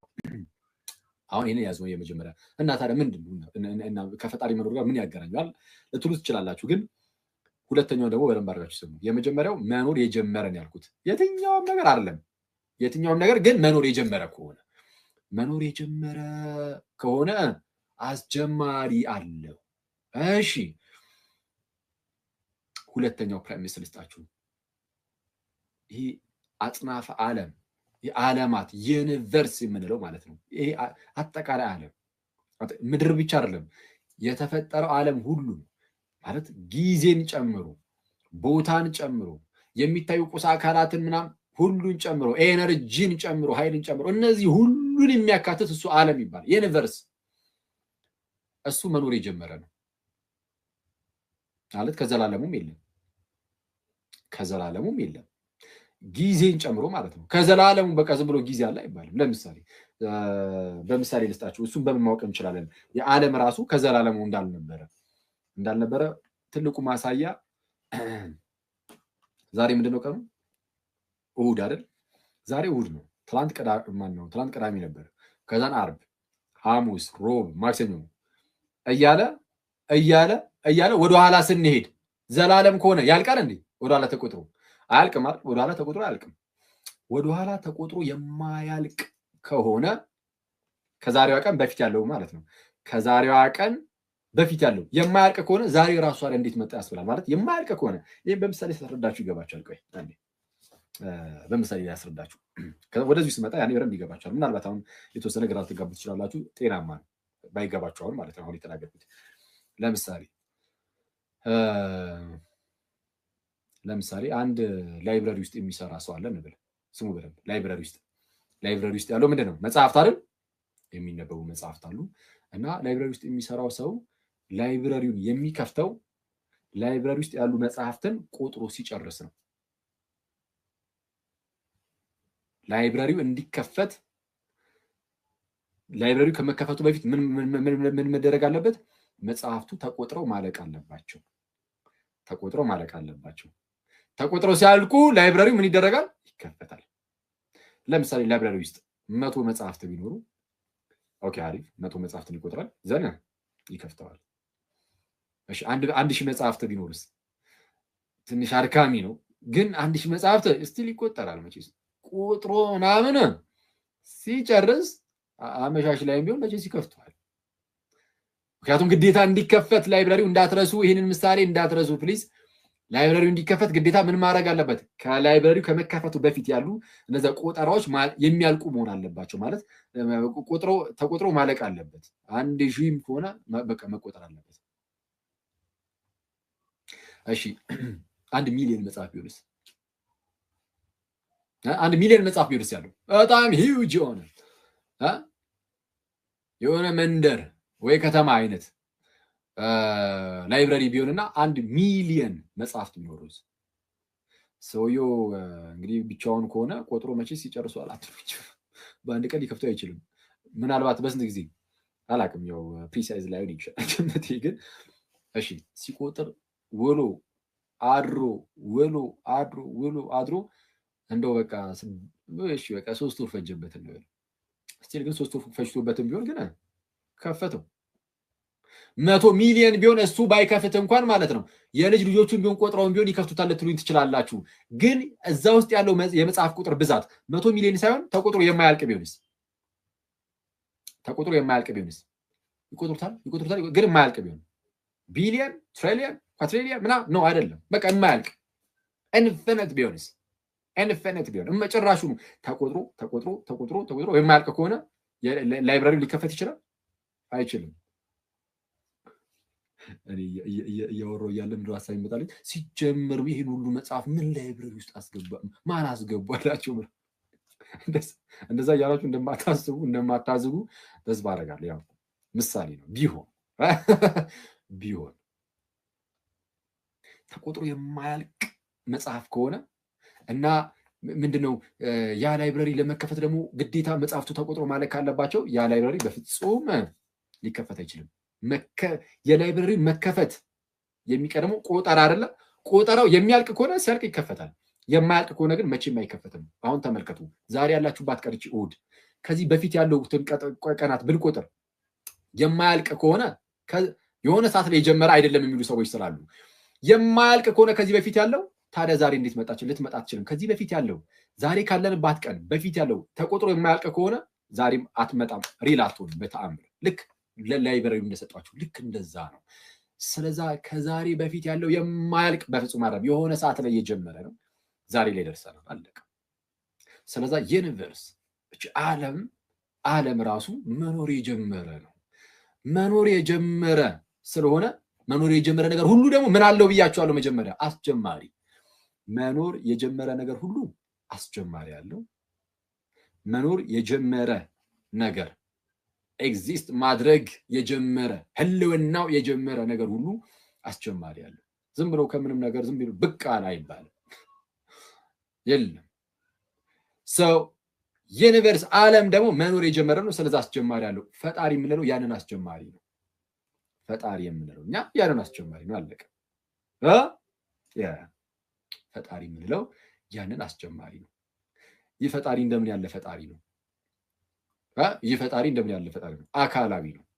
አካላዊ ነው ማለት ኢንቴሊጀንት የሆነ ማመዛዘን የሚችል እውቀት በእርሱ ያለ ፈቃድም ያለው ጭምር በቃ እንደዚህና እንደዛ የመሳሰሉ የተለያዩ ነገሮችንም ጭምር ያለው ነው። ለምሳሌ ሰማይን ምድርን ሲፈጥር ምናምን እነዚህ ፍጥረታት ሲፈጥር እንዲህ እንዲሆኑ አድርጎ ፈጥሯል። አመዛዛኝ ባይሆን እንደዚህ አይነት ነገሮችን ሊፈጥር አይችልም። ዝም ብሎ ብቻ የሆነ ነገር ነው ሊባርቅም ይችላል። ስለዚህ የሆነ ኃይል አይደለም ያ ፈጣሪ፣ የሆነ ኃይል የሆነ ፎርስ አይደለም። ያ ፈጣሪ አካላዊ ነው። የሆነ አካላዊ አምላክ እውቀት በእርሱ ዘንድ ያለ እንደዚህ አይነት አምላክ እንደሆነ በዚህ ማወቅ እንችላለን።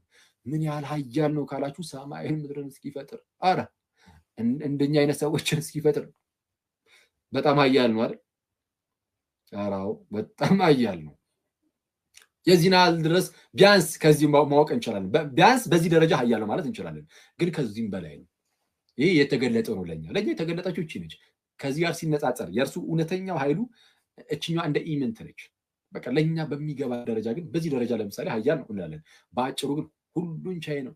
ወይም ደግሞ ጥሩ በሆኑ አገላለጽ እግዚአብሔር የማይችለው ምን አለ የለም ብለን እስክንናገር ማለት ነው። ልክ እንደዛ። ስለዚህ አሁን ፈጣሪ ስንል ያንን ነው።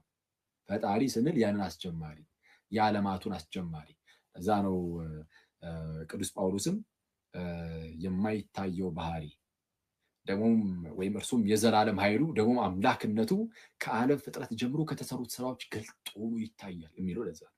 እሱን ነው መዝሙረኛው ዳዊትም ሰማያት የእግዚአብሔርን ክብር ይናገራሉ፣ የሰማይም ጠፈር የእጁን ስራ ያወራል ይላል። የሰማይም ጠፈር የእጁን ስራ ያወራል። ሰውስ የሰማይ ጠፈር የእግዚአብሔር የእጅ ስራዎች ናቸው። አስጀማሪያቸው እርሱ። እሺ እናንተ ሰዎች ሰው ከፍጥረት አንጻር እንደዚህ ይታወቃል። ሌላው ግን ለምሳሌ ዲዛይን አርጊመንት ይባላል። ለምሳሌ ከዚህ ቀደም ባለፈው ምስል አልነበረ? ለምሳሌ የሆነ አንዳንድ ነገሮች በዙሪያችን ያሉ ነገሮችን ፍጥረታትን ስናይ ዝም ብሎ እንደው በአጋጣሚ የመጣ እንዳልሆነ ያስታውቃል። ማለት አረ የሆነ ፈጣሪ ማራ አለ ግልጽ ነው የሚያስብሉ ነገሮች አሉ። ለምሳሌ የአይን ጉዳይ አይን እኔ ፈጣሪ እንዳለ በጣም አመልካች ነው ያስባሉ። ማለት እንዴት እንደምታዩት ታውቃላችሁ? ማለት ስለ አይን አሰራር ምናምን ከዚህ ቀደም ብያችሁ ሊሆን ይችላል። ኦፍኮርስ ብያችኋለሁ፣ ተማምረናል እዚህ ጉዳይ ላይ። በእርግጥ አይን ልክ ለምሳሌ እኔን አሁን እያያችሁኝ አይደል? እዚህ ጋር ፊት ለፊት ላይ የምታዩት ግንብ ፊት እሺ ባይዚ ዝም ብለን እንደዚህ እንበጠረቃለን። እንግዲህ የሚያዩ ሰዎች አንዳንድ ትልልቅ ሰዎች ይኖራሉ። ለትልልቅ ሰዎች ይቅርታ፣ ያው አብዛኛው እዚህ ወመኔ ስላለ ነው ያው በዛ ነው እንደዚህ ቃላት አንዳንዴ የምንጠቀመው። ሰው ልክ ፊት ለፊት ላይ ስክሪናችሁ ላይ የስልካችሁ ስክሪን ላይ አክሊልን ምናምን እዚህ ጋር ያሉት ነገሮችን ይህንን ስታዩ አይናችሁ ቀጥታ ይህን እያየ ምናምን ነገር በቃ አለቀ። እንደዛ እኮ አይደለም።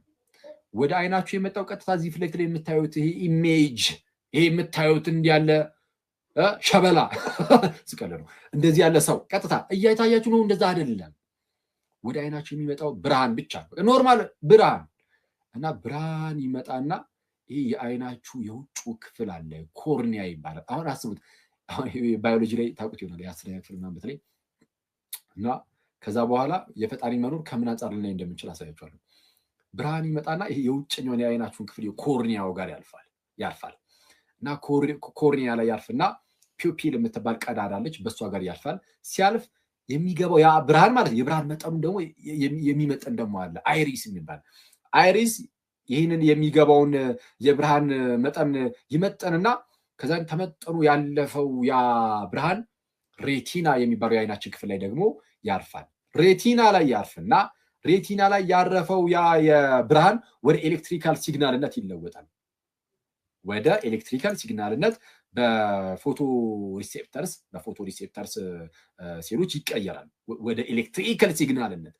ወደ ኤሌክትሪካል ሲግናልነት የተለወጠው ያ ብርሃን ደግሞ የተለወጠው ማለት ነው በኦፕቲክ ነርቭ በኩል አድርጎ ወደ አእምሮ ይሄዳል። እሺ ወደ አእምሮ ሄድና ከዛ በኋላ አእምሮ በኤሌክትሪካል ሲግናልነት እሱ ጋር የደረሰውን ማለት ነው። ልክ አሁን እናንተ እዚህ ጋር ፊት ለፊት ላይ የምታዩትን ወደዚህ አሁን ወደምታዩት ይቀይረውና ለእናንተ ይነግራችኋል። ከዛ የምታዩት ይህንን ይሆናል። ይህን ነው ማየው ትላላችሁ። አሁን ስታዩ ሁሉ ነገር አልፎ ነው አስቡት። ማለት ይሄ ሁሉ ነገር አሁን ይሄ የተወሳሰበ ነገር ማለት ነው እንዲህ ገብቶ በዛውቱ ይሄ ሁሉ ተፈጥሮ እያያችሁ ነውና አጋጣሚ ነው። አሁን ይሄ በጌታ እንደው የአይን ፈጣሪ የለም፣ የምር የሚገርም ዲዛይነር የለም፣ ኃያል አምላክ የለም። እንደ አጋጣሚ ባይ ቻንስ እንዲሆን ነው። አንላይክሊ ነው ማለት አይሆንም የሚያስብል ደረጃ፣ በፍጹም የሚያስብል ደረጃ አይነት ማለት በቃ ሊሆን አይችልም ብለን ድምድም እያደረግን አይደለም፣ ግን አንላይክሊ ነው ማለት የሆነ እንዴት ሆኖ ሊሆን ይችላል ማለት ባይ ቻንስ ማለት በእድል እንዴት ሊሆን ይችላል?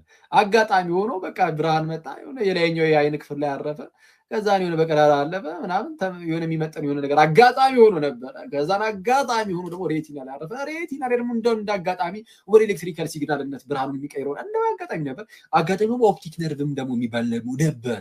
ከዛን በሱ ውስጥ ደግሞ አጋጣሚ ወደ አእምሮ የሚባል ደግሞ አንድ አጋጣሚ ነበረ። እና አእምሮ ደግሞ አጋጣሚ ሆኖ እንዲቀይራል ለካ ወደዚህ ከዛን አጋጣሚ እንደዚህ ያየን ለማመን የሚያስቸግር ዝም ብሎ ላለማመን በቃ ቆርጠህ ስትነሳ ማለት ነው እንጂ እንዲህ ያለ ይሄ ታላቅ ተአምር የፈጣሪ ካልሆነ ሌላ የማንም ሊሆን አይችልም ብለን እንናገራለን። ዲዛይን አርጊመንት የሚሉት እንዲህ ያሉት እኔ እቺ ጣት ላይ ማለት ነው እቺ ጣት ላይ አሻራ ማለት ነው ወደ 8 ቢሊዮን ህዝብ አለ ዓለማችን ላይ እቺን የምታክል ጣት ላይ 8 ቢሊዮን ህዝብ የተለያየ አሻራ ነው ያለው። አጋጣሚ ነው የሚል ሰው አለ። የአይን አሻራ የሚባል ደግሞ አለ አላ የ8 ቢሊዮን ህዝብ እንዴት ነው የሚለያየው? አረ ፈጣሪ አለ ማለት በጣም የሚያስደንቅ ፈጣሪ ማለት ነው። የሁላችንም እኮ ይሄው አይን ነው ያለው። የ8 ቢሊዮን 8 ቢሊዮን ቁጥሩን አስቡት። የ8 ቢሊዮንም ይለያያል። እችን በምታክል ጣት ላይ አረ እግዚአብሔር አረ ኃያል አረ በጣም ድንቅ ነው ስራው። እመቤቴ እኔ በጣም ነው የሚገርመኝ እግዚአብሔርን የእርሱ ስራ በዚች ጣት ላይ 8 ቢሊዮን ህዝብ ይለያያል። እችን የምታክል ጣት ራሱ ይዞ እና ባይ ቻንስ አይሆንም። ባይ ቻንስ በእድል ሊሆን አይችልም። ስለዚህ የምርም ፈጣሪ አለ እንድንል የሚያደርገን በጣም በርካታ ነገር አለ። ፈጣሪ አለ የለም እንደው አይታወቅም የሚሉ ኧረ ይታወቃል። የኛ ፈጣሪ ይታወቃል፣ እግዚአብሔር ይታወቃል፣ ከፍጥረቱ ይታወቃል። ለምሳሌ እሺ ያ ያለው ፈጣሪ ደግሞ የክርስቲያኖች አምላክ መሆኑን በምን ይታወቃል የሚለውን ቀለል አድርጌ ልንገራችሁና እንጨርስ። እሺ እውነተኛው አምላክ የክርስቲያኖች አምላክ እንደሆነ በምን ይታወቃል? በአጭሩ በኢየሱስ ክርስቶስ ትንሣኤ። እንዴት? በክርስቶስ ትንሣኤ። ኢየሱስ ክርስቶስ ከሙታን መነሳቱ የክርስቲያኖች አምላክ ትክክለኛው አምላክ እንደሆነ በምን ማለት እንዴት ሊያሳይ ይችላል የሚለውን ለማወቅ በመጀመሪያ ደረጃ እንግዲህ ኢየሱስ የሚባል የምር በአካል ደረጃ ሆነ ነበር፣ ግን የዛሬ 2000 ዓመት አካባቢ መጽሐፍ ቅዱስን አንዴ ቁጭ አድርጉትና እሺ ወይም ደግሞ ከታሪክ አንፃር ያዙት ችግር የለም ግን በታሪክ ውስጥ ግን ይታወቃል ኢየሱስ የሚባል የምርም ኢየሱስ የእናንተ ጌታ ያው ተገረሙ የለ አረ የዛሬ 2000 ዓመት አካባቢ እኮ ጌታችን ኢየሱስ መጥቶ በምድር ላይ ሲመላለስ ሲያስተምር ሲሰብክ ደግሞ ብዙ ህሙማንን ሲፈውስ ሙታንን ሲያነሳ ድውያንን ሲያበረታ ሲያነሳ አባጣ ጉባጣውን ሲያቀና አረ እርሱ እኮ ነበረ እና ያኔ እኮ በጴንጤናው በጲላጦስ ዘመን ነው ይባላል። እርሱ እኮ ስለ ሁላችን ደግሞ በመስቀል ላይ ተሰቅሏል እኮ ሞቷል እኮ ምናምን እያላችሁ ትናገራላችሁ አይደል? የምር በታሪክ ውስጥ ግን ይታወቃል እንደዚህ ነገር? የስ ይታወቃል። በታሪክ ውስጥ ይታወቃል ጋይስ። ይሄ የምታምኑት በመጽሐፍ ቅዱስ ላይ ብቻ ያለ አይደለም፣ ታሪክ ያውቃል። የዛሬ 2000 ዓመት ያለውን ይሄን ታሪክ አክቹአሊ ከ2000 ዓመት በፊት ያሉት የተለያዩ ታሪኮች ይታወቃል ባለማቸው ላይ በርግጥ ግን ይህንን የክርስቶስንም ታሪክ ግን ታሪክ ያውቃል። ኢየሱስ እንደነበረ ለምሳሌ yes the person Jesus ያ ኢየሱስ የተባለ አካል በምድር ላይ ይመላለስ እንደነበረ ያስተምር እንደነበረ ኢቭን ተአምራትን ያደርግ እንደነበረ ተከታዮች እንደነበሩት በጴንጤናዊ በጲላጦስ ዘመን እንደተሰቀለ እንደሞተ እንደተቀበረ ይሄ ሁሉ በታሪክ ውስጥ ይታወቃል። መነሳቱ ታሪክ አዎ ተነስቷል ብሎ በታሪክ ደረጃ ላይ ጽፍልህ ይችላል፣ ግን እሱን አሳያችኋለሁ እንዴት እንደሆነ።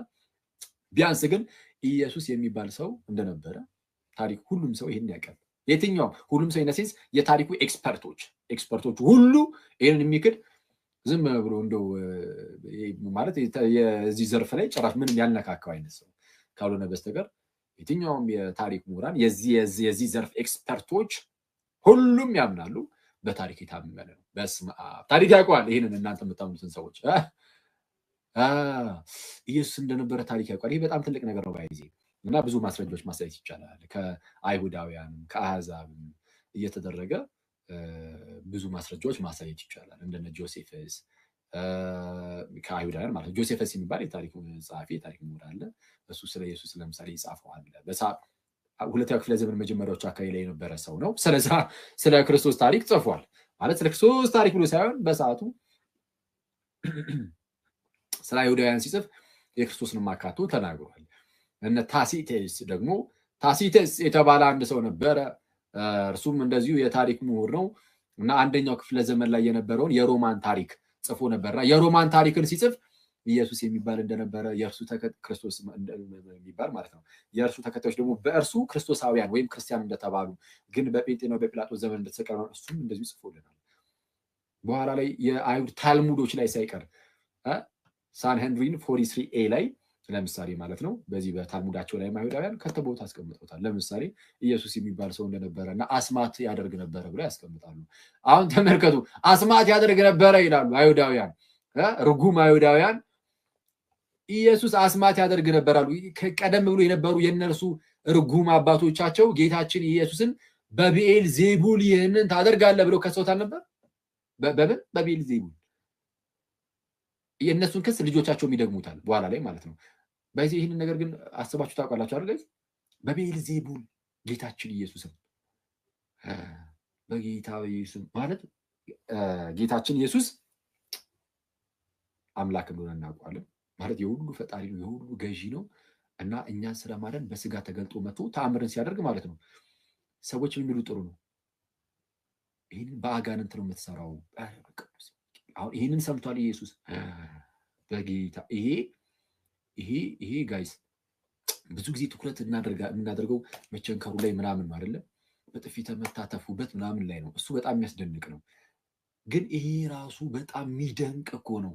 በአጋንንትን ይህንን የሰራው ተብሏል። ጌታችን ኢየሱስ መድኃኒታችን በብኤል ዜቡል በአጋንንት ይህንን አደረክ ብለው ርጉም አይሁዳውያን እንደዛ ተናገሩ፣ ፈሪሳውያን ምናምን እና ኢንዌስ በኋላ ላይ የእነሱ ልጆችን በዚህ በታልሙዳቸው ላይ እንዳልኳችሁ አስማትን ያደርግ እንደነበረ ተከታዮች እንደነበሩት ይናገራሉ። ቢያንስ ግን ምን ኮንፌስ አድርገዋል ካላችሁኝ፣ ምን መስክረዋል ካላችሁኝ፣ ተአምርን ያደርግ እንደነበረ አይደል እንዴ? አስማትን ያደርግ ነበር አሉት። ምን ስለሚያደርግ ነው? ተአምር። ቢያንስ ተአምር ማድረጉን መስክረዋል። ስለዚህ ኢየሱስ የሚባል ሰው የስ ነበረ፣ ቢያንስ በሰውነት ደረጃ ማለት ነው። በታሪክ የሚታወቀው አምላክ ነበረ ብሎ ታሪክ አይነግርህም። በሰውነት ተገልጦ ነው የመጣው። ስለዛ ሰውነቱን የሚነግር ታሪክ እንደምታውቀው። ስለዛ ምንድነው እንደነበረ ተአምራትን ያደርግ እንደነበረ፣ ይሰብክ እንደነበረ፣ ተከታዮች እንደነበሩት፣ በጴንጤናዊ የጲላጦስ ዘመን እንደተሰቀለ እንደሞተ ሁሉም የታሪክ ምሁራን የዘርፉ ኤክስፐርቶች ያምናሉ። እሺ እዚህ ድረስ ካወቅን ትንሣኤውን አንዴ ካመንን የኢየሱስን ትንሣኤ በቃ የክርስትና አምላክ ብቻ ነው እንጂ እውነተኛው ፈጣሪ እንዳለ አይተናል ነበረ። ያ እውነተኛው ፈጣሪ ደግሞ የክርስቲያኖች አምላክ እንጂ ሌላው የራሱን አምላክ በህሊናው ፈጥሯል። ወይም ደግሞ የተለያዩ ተአምራትን የሚያደርግ የሆኑ አጋንንቶችን አምላክ አድርጎ አስቀምጧል ብላችሁ እንኳን ልትይዙ ትችላላችሁ። የፈለጋችሁትን ያዙ። ብቻ ግን እውነተኛ አምላክ የክርስቲያኖች አምላክ እንደሆነ ማወቅ እንችላለን። ኢየሱስ የምርም ተነስቶ ከሆነ ለምን ማለት ምንድን ነው ትልቅ ነገር የሚያደርገው? አንደኛ ኢየሱስ መነሳት አለመነሳቱን በምን አወቅ የሚል ሰው ሊኖር ይችላል። እሺ ቢነሳስ ደግሞ ቢነሳ ትልቅ ነገር የሚያደርገው ምንድን ነው? በዓለማችን ላይ ዶክተር ሆናለሁ ብሎ ተናግሮ ዶክተር የሆኑ በጣም በርካታ ሰው ሊኖር ይችላል። ኦኬ ማለት ሐኪም ሆናለሁ ብሎ ማለት ነው። ፓይለት ሆናለሁ ብሎ ፓይለት የሆነ ሰው በጣም በርካታ ሊኖር ይችላል። አይደንቀንም። በጣም ብዙዎች ሆነዋል። ሀብታም ሆናለሁ ብሎ ተነስቶ ሀብትን ያከማቸው በጣም በርካታ ህዝብ ሊኖር ይችላል። ኦፍኮርስ አያስደንቅም። ይሄ ብዙ ሰው የሚያደርገው ነው፣ የሚቻል ነው። ሞቼ እነሳለሁ ብሎ ሞቶ የተነሳ ግን አንድም የለም ጌታችን ኢየሱስ ሲቀር። ሞቼ እነሳለሁ ብሎ ሞቶ መነሳት የሚችል ኧረ ማን ነው? ጌታችን ኢየሱስ ብቻውን ሲቀር። ጌታችን ማንም ሊያደርግ የማይችለውን ነገር ሞቼ እነሳለሁ ብሎ ሞቶ ተነሳ። እንዴት መነሳቱን አሳያቸዋለሁ። ባይ ሪዝኒንግ በአመክንዮ ያሳያቸዋለሁ። መጽሐፍ ቅዱስ እንዳለ ሆኖ ደግሞ እንደዚሁ እንዴት ማስረዳት እንደምንችል እና ኢየሱስ ክርስቶስ ተነስቷል። ስለተነሳ ጌታችን ኢየሱስ ስለተነሳ ከትንሣኤ ውጭ አንዳንድ ነገሮችን እሰጣቸዋለሁ፣ ግን ዋናውን ይህንን ያዙና ጌታችን ኢየሱስ ስለተነሳ ሞቼ እነሳለሁ ብሎ ቃሉን ካከበረና ለቃሉ ታማኝ ሆኖ የምርም ከተነሳ ሌሎች የተናገራቸውንም ቃላት እንድናምኑ ያደርገናል። እንዴ ሞቼ እነሳለሁ ብሎ ይህንን ከፈጸመ ኧረ የማይፈጸመው ጉዳይ የለም። ከተናገረ ሰማይና ምድር ያልፋል ቃሌ ግን አያልፍም ያለው ጌታ ኧረ እውነቱን ነው እንላለን። ሰማይና ምድር ያልፋል ቃሌ ግን አያልፍም ያለው ኧረ ትክክል ነው እንድንል ያደርገናል። ለምን? ሞቼ እነሳለሁ ብሎ ይሄው ሞቶ ተነስቶ አሳየናል። ሞቶ ተነስቶ ካሳየነ ራሱን በቃ መቼ በተአምር ጌታችን ኢየሱስ ቃሉን የማያጥፍ ነው። ቃሉ ሁሉ የታመነ ነው። የምርም እንዳለውም ሰማይም ምድርም አዎ ያልፋል ቃሉ ግን የምርም የማያልፍ ነው ብለን እንድንናገር ያደርገናል። ምክንያቱም ይሄ ትንሣኤ ቀላል ነገር አይደለም። ማን ነው የተነሳለ? ሞቶ የተነሳ ትንሣኤውን ያረጋገጠ አለ እንዴ? ከክርስትና ውጪ ካሉ ሃይማኖቶች አሁን እናንተ እንደምትነሱ እርግጠኛ ናችሁ ጋይስ? ምን ያህል እርግጠኛ ናችሁ? 101% አይደል?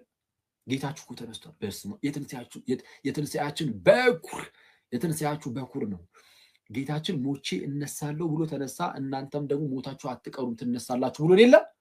እርግጠኞች ነን። በቃ በጌታችን ሞቼ እነሳለሁ ብሎ ሞቶ ተነስቶ አሳይቶናል። እንድንጠራጠረው እንኳን አይጋብዝም። አንጠራጠረውም። በቃ ይኸው ሞቶ ተነስቷል፣ አሳይቶናል። ስለዚህ እኛም ሞተን አንቀርም። ጌታችን ሞቶ ተነስቷል፣ እኛም ሞተን አንቀርም፣ እንነሳለን። ክርስቶስ የትንሣኤያችን በኩር ነው ብለን እናገራለን። አሁን የትኛው ሃይማኖት ነው በዚህ ደረጃ እስቲ አሁን ደረቱን ንፈት አድርጎ እንደናንተ ክርስቲያኖች ሞቶ እንደማይቀር መናገር መመስከር የሚችል? አዎ በመጽሐፍቶቻቸው ላይ ትንሣኤ አለ ተብሎ ሊነገር ይችላል። ኢየሱስ ግን ትንሣኤ አለ ብሎ ነግሮ አይደለም። ደረትን ንፍት አድርገህ በሙሉ እምነት እንድትናገር ታላቅ የሆነ ተስፋን አንተ ላይ የጫነው በምን መልኩ ቢሆን ጥሩ ነው? ሞቶ ተነስቶ ትንሣኤን አሳይቶ ይኸው ትንሣኤ አለ፣ ይኸው ልጆቼ ትንሣኤ አለ፣ እኔ ተነስቻለሁ፣ ደግሞ እናንተም ትነሳላችሁ፣ አይዟችሁ አላችሁ። በስመ አብ። ይሄ የሚያስገርም ተስፋ ነው። እዚህ ዝብርቅርቅ ዓለም ውስጥ እያኖርክ አንድ ጊዜ ደስታ፣ አንድ ጊዜ ሐዘን ምና ጭምልም ያለ ነገር እዚህም እዛም ቋሚ የሆነ ነገር የሌለበት ዓለም ውስጥ እያኖርክ ሞቼ ቀር ይሆን እንዴ ብለህ በተጨነቅ ሰዓት የክርስቶስን ትንሣኤ ስታስብ ልብህ በተስፋ ሙልት ይላል። የክርስቶስ ትንሣኤ የክርስቲያኖች የመጨረሻ ተስፋ ነው። ስለዛ ትንሣኤ የክርስትና መሰረት ነው የሚባለው ለዚህ ነው። ቅዱስ ጳውሎስም በመጀመሪያ የቆሮንቶስ መልእክቱ ምዕራፍ 15 ከቁጥር 14 ላይ ክርስቶስ ካልተነሳማ እንግዲያው ስብከታችን ከንቱ ነው፣ እምነታችን ከንቱ ናት አለ። ክርስቶስ ካልተነሳማ ስብከታችን ከንቱ ነው፣ እምነታችሁም ደግሞ ከንቱ ናት። በቃ ክርስትናን ከንቱ የሚያደርገው ክርስቶስ ካልተነሳ ነው። ግን ጌታ ኢየሱስ ተነስቷል። የሐዋርያት ስብከት ከንቱ አይደለም፣ የኔና የናንተም እምነት ከንቱ አይደለም። ስለዛ እንነሳለን እና ስለዛ ትንሣኤ ትልቅ ነገር ነው። እንደተነሳ በምን ማወቅ እንችላለን? አንደኛ መጽሐፍ ቅዱስን እንደ ታሪክ መጽሐፍት ብቻ እንኳን የእግዚአብሔር ቃል ምናምን ብላችሁ ሳይሆን እናንተ ኦርቶዶክሶችን ሳይሆን ክርስቲያኖችን ሳይሆን ከክርስትና ውጭ ያላችሁትን ፕሮቴስታንት ወንድሞች እናንተንም ሳይሆን ከፕሮቴስታንት ምናምን ከኦርቶዶክስ ምናምን ውጭ ያሉት ለምሳሌ መጽሐፍ ቅዱስን እንደ ታሪክ መጽሐፍ እንኳን ያዙት። ምክንያቱም እንግዲህ የተለያዩ መጽሐፍት በታሪክ ውስጥ ተሻግረው መጥተው የለ እነዚህ መጽሐፍት ወደኋላ ብትሄድ በጣም ትልልቅ ዕደግ ታባትን ሳይቀር ታገኝላቸዋለህ። ስለዛ በታሪክ ውስጥ የተለያዩ አባቶችም ሲጠቅሷቸው ወደኋላ በጣም ብትሄዱ ማለት ነው አባቶች ሲጠቅሷቸው ታያላችሁ። የተለያዩ ሊቃውንት የተለያዩ ሰዎች ሲጠቅሱት መጽሐፍ ቅዱስን የእጅ ጽሑፍን ቀጥታ ከ1700 ከ1800 ዓመት በፊት ያስቆጠሩ መጽሐፍትን ልታገኙ ትችላላችሁ። ሰው እንደዚህ ይህንን መጽሐፍ እንግዲህ የታሪክ መጽሐፍ ብላችሁ እንኳን እንደው በታሪክ ውስጥ የመጣ መጽሐፍ ብላችሁ እንኳን ብትይዙት ማለት ነው የክርስቶስን ትንሣኤ መጽሐፉ በግልጽ ይመሰክራል። ማቴዎስ ይመሰክራል፣ ማርቆስ፣ ሉቃስ፣ ዮሐንስ የኢየሱስ ክርስቶስን ትንሣኤ የማይመሰክር የትኛው ወንጌል አለ? ጳውሎስ እሱም ከዓይን እማኞች አንዱ ሆኖ በደማስቆ ጌታ ስለተገለጠለት ኧረ የምርም ተነስቷል አለ። የዓይን እማኝ ነው እሱ። ስለዛ ምንድነው አንደኛ እንደ የታሪክ መጽሐፍ ብላችሁ ብትይዙ አንደኛው እሱ ነው። ሁለተኛው ግን ላሳያችሁ። ሐዋርያቱ ጌታችን እኮ ተነስቷል ብለው ሰበኩ አይደለ? ጌታችን ኢየሱስ ተነስቷል ብለው ሰበኩ። የክርስትናችን መሰረትም ይሄ ነው አሉ። ይኸው መጽሐፉ ላይም እንደተቀመጠው። አይሁዳውያን ደግሞ አይ ክርስትና ሐሰት ነው እያሉ አይደል? አይሁዳውያን ክርስትና ሐሰት እንደሆነ እየተናገሩ ነበር በሰዓቱ። ስለዛ የክርስትናን ሐሰት መሆን አይሁዳውያን ብቻ አይደለም፣ ባይዚ ራሳቸው ሮማውያን ጣዖት አምላኪያንም እንዴ አንተ ቄሳር ጌታ ነው ሲባል ቄሳር ጌታ ነው የሚለውን በጥፊ ብሎ ኢየሱስ ጌታ ነው ብሎ እኮ የተናገረው እኮ ክርስትና እኮ እስኪታረድ ድረስ የደረሰው እኮ ሮማውያን እኮ ዝም ብሎ ቀጥታ የተቀበሉት እኮ አይደለም፣ እየታረደ እኮ ነው ክርስቲያኑ። ኢየሱስ ክርስቶስ ጌታ ነው ሲባል ዝም ብሎ መፈክር መሰለ እንዴ? አይደለም እኮ እንደዚህ ዝም ብሎ በየጎዳናው ኢየሱስ ክርስቶስ ጌታ ነው እንደምንለው ወይም እንደዛ እኮ አይደለም። እንዲህ የሚያሳርድ እኮ ነው። አባቶቻችን እኮ ኢየሱስ እርሱ ጌታ ነው፣ መቼም በምድር ላይ ጌታ የተባለ ብዙ ሊኖር ይችላል። አንደኛ ቆሮንቶስ ምዕራፍ 8 ላይ ጳውሎስ ስለተናገረው ቁጥር 4 ጀምሮ መቼም ጌቶች የተባሉ ብዙዎች ሊኖሩ ይችላሉ፣ ለእኛስ ሁሉ በእርሱ በኩል የሆነ እኛም በእርሱ በኩል የሆነ አንድ ጌታ ኢየሱስ ክርስቶስ አለ ብሎ ሲሰብኩ አባቶቻችን የበፊት ክርስቲያን አባቶቻችን እናቶቻችን ታርደዋል። ስለዚህ ሮማውያን አልተቀበሉም። ክርስትና ስህተት ለመሆኑ በአጭሩ በምን ማሳየት ይችላሉ? ኢየሱስ ተነስቷል ሲሉ አልተነሳም፣ ይኸው መቃብር በእኛ ዘንድ አለ በሉ ክፈት ይኸው በለው ማሳየት ይችላሉ አይችሉም? ይችላሉ። ግን አላደረጉም። ለምን? መቃብሩ ባዶ ነበር። የጌታችን መቃብር አይሁዳውያን ሊያደርጉት አልቻሉም። ሮማውያን ሊያደርጉት አልቻሉም። ምክንያቱም ጌታችን ከመቃብሩ ውስጥ የለም። ጌታችንን መቃብር ይዞት ሊቀር በፍጹም አልቻለም። ጌታችን ከሙታን ተነስቷል። ስለዚህም መቃብሩ ባዶ ነበርና ይህንን ሊያሳዩ አልቻሉም። ስለዚህ አይሁዳውያን ምን አይነት ተንኮልን ሰሩ? እኛ ተኝተን ሳለ እንደው ሰረቁት አይነት ነገር ሐዋርያቱ ሰረቁት አሉ። ሰርቀውት ነው እንደው በድኑን አወጡትና ተነስቷል ብሎ ሰበኩ አሉ። የምር ነው። ሲሰቀል ማትረፍ ያልቻሉ፣ ሲሰቀል አጠገቡ እንኳን መቅረት ያልቻሉ፣ ሮጠው ያመለጡ ጭራሽ እኛ ላይ መረመተው እንዳይደርሱብን እንዳይዙን ብለው ፈርተው ተሸማቀው ደንግጠው በተዘጋ ደጅ ውስጥ ተቀምጠው የነበሩ ሐዋርያት እነሱ መቃብሩ ድረስ ሄደው ፈንቅለው ሰረቁት ማለት አይሆንም። ማለት ይሆናል አሳማኝ አይደለም። አትሊስት አሳማኝ ሊሆን አይችልም። እሺ ግን የተወሰነ ነገሩን ግን ቀጠል አድርጌ ላሳያችሁ። ሊሆን በፍጹም የማይችልበትን ነገር እሺ ሰረቁት። ከዛስ ለምንድን ነው የሰረቁት? ተነስቷል ብሎ ሰበኩ። ምንድን ነው የደረሳቸው? ግድያ። ማይ ብራዘር ተገደሉበት፣ ተሰቃዩበት፣ የሀገር መከራን አዩበት። ሐዋርያት ብቻ መስሏችኋል? ከነሱ ቀጥሎ የመጡ ራሱ አባቶቻችን በእውነት እንዴ ለአንበሳ እኮ ሲሰጡ አየን እነ ቅዱስ አግናጢዮስ። ለእሳት እኮ ሲሰጡ አየን እነ ቅዱስ ፖሊካርፕስ። ከነሱ በፊት የነበሩ አባቶቻችን ሐዋርያቱ ደቀ መዛሙርቱ ያን ሁሉ መከራ ያዩት በውሸት ነው። ሰርቀውት ኢማጂን እንዳልተነሳ እያወቁ ማለት ነው። አይ በቃ እንደው ሰረቁትና ማለት ነው ተነስቷል ብለው ይናገሩና ይታረዳሉ። ምንድነው እኔ ማለት ሴንስ ራሱ ይሰጣል በቅዱስ ሚካኤል። ማን ነው ዋሽቶ ሰው ከዋሸ ጥቅም ሊያገኝ ነው? ጭራሽ ለመሞት የሚዋሽ ሰው አለ ወይ? የሚገርም መከራን ለመቀበል የሚዋሽ ሰው አለ ወይ? በፍጹም የለም። እንዴ ምን መከራ የሚቀበል ብዙዎች አሉ። ምን ሙስሊሞች ለምሳሌ አክራሪ ሙስሊሞች አክራሪ በሚለው ያዘውና ለምሳሌ አክራሪ ሙስሊም የሚባሉ አሉ አይደል? ለምሳሌ የሆነ ሞድ ውስጥ ይገባና ከፈለገ ፈንጂ ጥልብህና ራሱንም እንትኑንም በው ወደ ያደረገው ይችላል። እነዚህ አክራሪ የሚባሉት ማለት ነው። ጽንፈኛ አሮን ምን እንደምትሏቸው። እሺ ለምሳሌ እንደዛ የሚያደርጉ አሉ። እነዚህ ሰዎች እንደዛ አደረጉ። ኢማጂን ራሳቸውንም ነው አሳልፈው የሰጡት ራሳቸውም እስኪሞቱ ድረስ ማለት ነው። አጥፍቶ ጠፊ ማለት ነው። እንዴት አደረጉ ከተባለ አሁን እንደነዚህ አይነት ሰዎች ለብሬን ነገር ያደረጉት በቃ እንደው ጀነት የሚባል አለ እዛ ትገባላችሁ ምናምን ተብለው ተነግሯቸው ነው። ቢያንስ ይሄንን ይዘው ተሸከመው ነው እንጂ ዝም ብሎ እንዲሁ ብቻ አይደለም ማለት የሆነ ዝም ብሎ ይዋሹ በውሸት ውስጥ ተከበው አይደለም። ቢያንስ ያንን እያሰቡ ነገር ነው። ወደ ሐዋርያቱ ስትመጣ ግን አስበው ተነስቷል አይተነዋል እያሉ ግን ያላዩትን እየዋሹ ይህንን ሊቀበሉ አይችሉም። ይህንን መከራ እውነትን ይዘው ይህንን መከራ ይቀበላሉ እንጂ ሲጀመር እንደዚህ አይነት መከራ እንዲቋቋሙ የሚያደርጋቸውም ያዩት ታላቅ ተስፋ ነው። የሚያስደንቅ ተስፋ፣ የሚገርም ተስፋ። ከዛ በኋላም በቃ ሰማዕታቱ የሐዋርያትን ይህንን ነገር ተቀበለዋል። በውስጣቸው የእግዚአብሔር መንፈስ አለ። ያ የእግዚአብሔር መንፈስ ይመሰክርላቸዋል። ስለ ክርስቶስ እየመሰከሩ አንገታቸውን ይሰጣሉ። በሊቢያ የታረዱት ወንድሞቻችን ታስታውሳላችሁ አይደል? አንተ እንደዚህ አይነት መጨከን አለ ማለት እንደዚህ መጨከን ያለ ያልኳችሁ አክራሪ እስላሞች ሲያርዷቸው እነዛ እስላሞቹን አይደለም፣ እነዛ አክራሪዎቹን ሳይሆን ጨካኝ እዛ ጋር ከአራጆቹ በላይ ተራጆቹ ናቸው። ማይ ብራዘርስ ጨካኝ በዛ ሰዓት አደገኛ ጨካኝ ከአራጆቹ በላይ ተራጆቹ በጌታ ስም ሰው ክርስቶስን ካድ ተብሎ አልክድም ረደኝ ብሎ ከሰጠ በቃ መንፈስ ቅዱስ ያስጨክናል። መንፈስ ቅዱስ ያስጨክናል፣ ለክርስቶስ ያስጨክናል። ለተጨከን ብለው ጉሮሯቸውን ለስለት አሳልፈው ሰጡ። ለስለት አሳልፈው ሰጡ።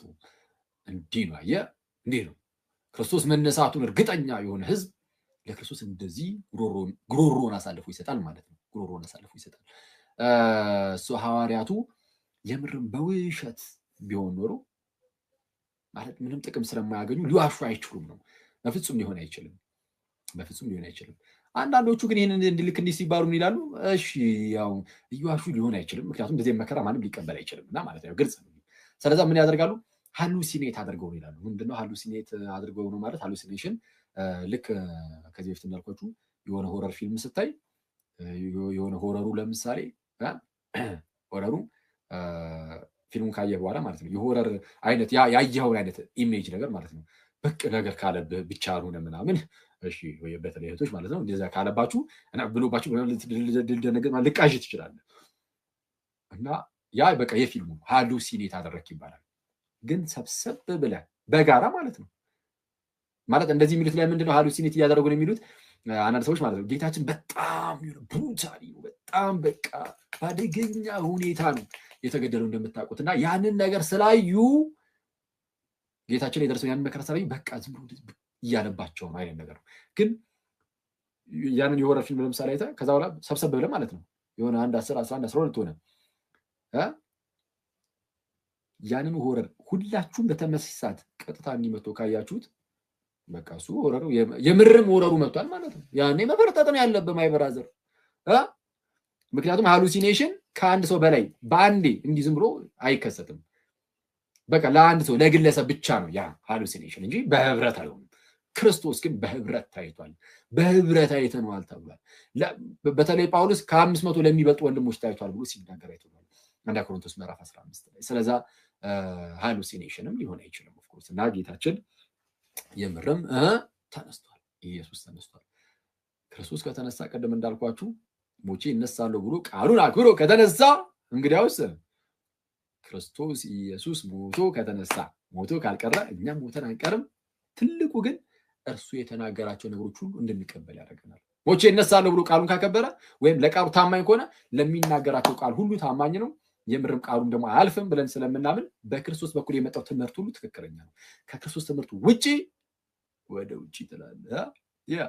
ከክርስቶስ ትምህርት ውጪ የሆነው ከእውነተኛው አምላክ ውጪ ነው። ስለዚህ እውነተኛ አምላክ የሆንክ አንተን ብቻ የላከውን ኢየሱስን ያውቁ ዘንድ ይህች የዘላለም ሕይወት ናት አለ። እውነተኛው አምላክ በጌታችን በክርስቶስ ኢየሱስ በኩል የተገለጠው እንጂ ሌላ አይደለም። ስለዚህ በክርስቶስ በኩል የተገለጠውን ነገር እንቀበላለን። ምንድነው በጌታችን በኩል የተቀበልን ማስተማሩ? ስለዚህ በክርስቶስ በኩል እንግዲህ ክርስቶስ የክርስቲያን ራስ ነው ብለናል። ለቤተ ክርስቲያን የሰጣት አስተምሮ አለ። አለቀ። በክርስቶስ በኩል የሆነው ብቻ እውነት ነው። በክርስቶስ በኩል የሆነው አሁን ላይ ክርስትና ነው እንጂ ሌላ አይደለም ወይም ቤተክርስቲያን ናት። ቤተክርስቲያን ናት። በዚህ ምክንያት ከክርስትና ውጪ ያለ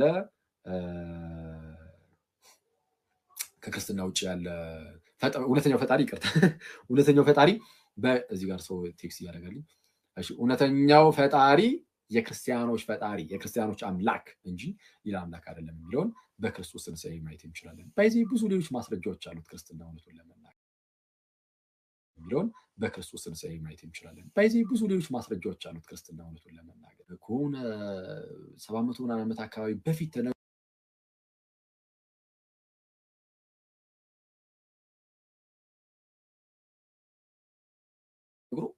ከዛ በኋላ ሪል ሆኖ ሲመጣ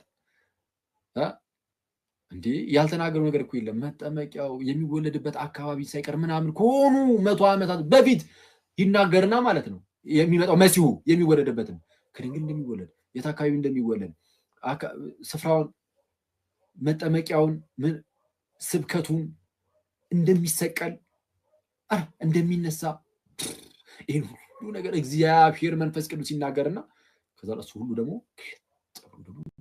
አካል ይዞ ደግሞ ስታየው ኧረ እውነተኛው አምላክ የክርስቲያኖች ነው። ሌላማ ኬት ይመጣል? የትም አይመጣም። እና እውነተኛው የሰማይ የምድር ፈጣሪ የሁሉ ገዢ አምላከ አማልክት ንጉሠ ነገሥት የጌቶች ጌታ የሆነው እርሱ የክርስቲያኖች አምላክ እንጂ ሌላ በፍጹም አይደለም። ስንት ሰዓቱ ነው? ኦኬ እሺ ውሃ እጠጣለሁ። የዚህን ያህል ካየን ማለት ነው የክርስቲያኖች አምላክ ትክክለኛው አምላክ እርሱ ነው የሚለውን ካየን ቀጣይ እናያለን ያልኩት። እሺ 3 ደቂቃ ብቻ ታገሱኝ። በጣም ከይቅርታ ጋር ግን በጣም ያደክማችኋል። ከአንድ ሰዓት 40 ደቂቃ በላይ ነው መሰለኝ ነው ቢያንስ አንድ ሰዓት ተኩል አካባቢ አይ አንድ ሰዓት ተኩል አካባቢ ነው የተማማርነው። ያደክማችሁ ይሆን? እሺ በቃ እቺን እሺ የክርስቲያኖች አምላክ ነው ትክክል። ግን የክርስቲያኖች አምላክ ቢሆንም ትክክል በክርስትና ውስጥ ግን እስቲ የተለያዩ ቤተ እምነቶች አሉ። ስለዛ ትክክል ቤተ እምነት የትኛው ትክክል ማለት ታዲያ እንዴት ይታወቃል የሚለውን እሱን በቃ ቀጣይ እንደ መግቢያ አድርገውና የሥላሴ ትምህርት እንማማራለን። ያሰብኩት ምንድነው ዛሬ እቺንም እዚሁ እንጨርሳታለን ብዬ ነበረ፣ ግን እንዳይደክማችሁ እቺን ቀጣይ መግቢያ አድርጊያት የሥላሴ ትምህርት እንማማራለን። ቀጣይ ሥላሴ ከዘመናት በፊት አንተ ነበር ሁሉን አሳልፈህ ትኖራለህ። እምቅድመ ዘመናት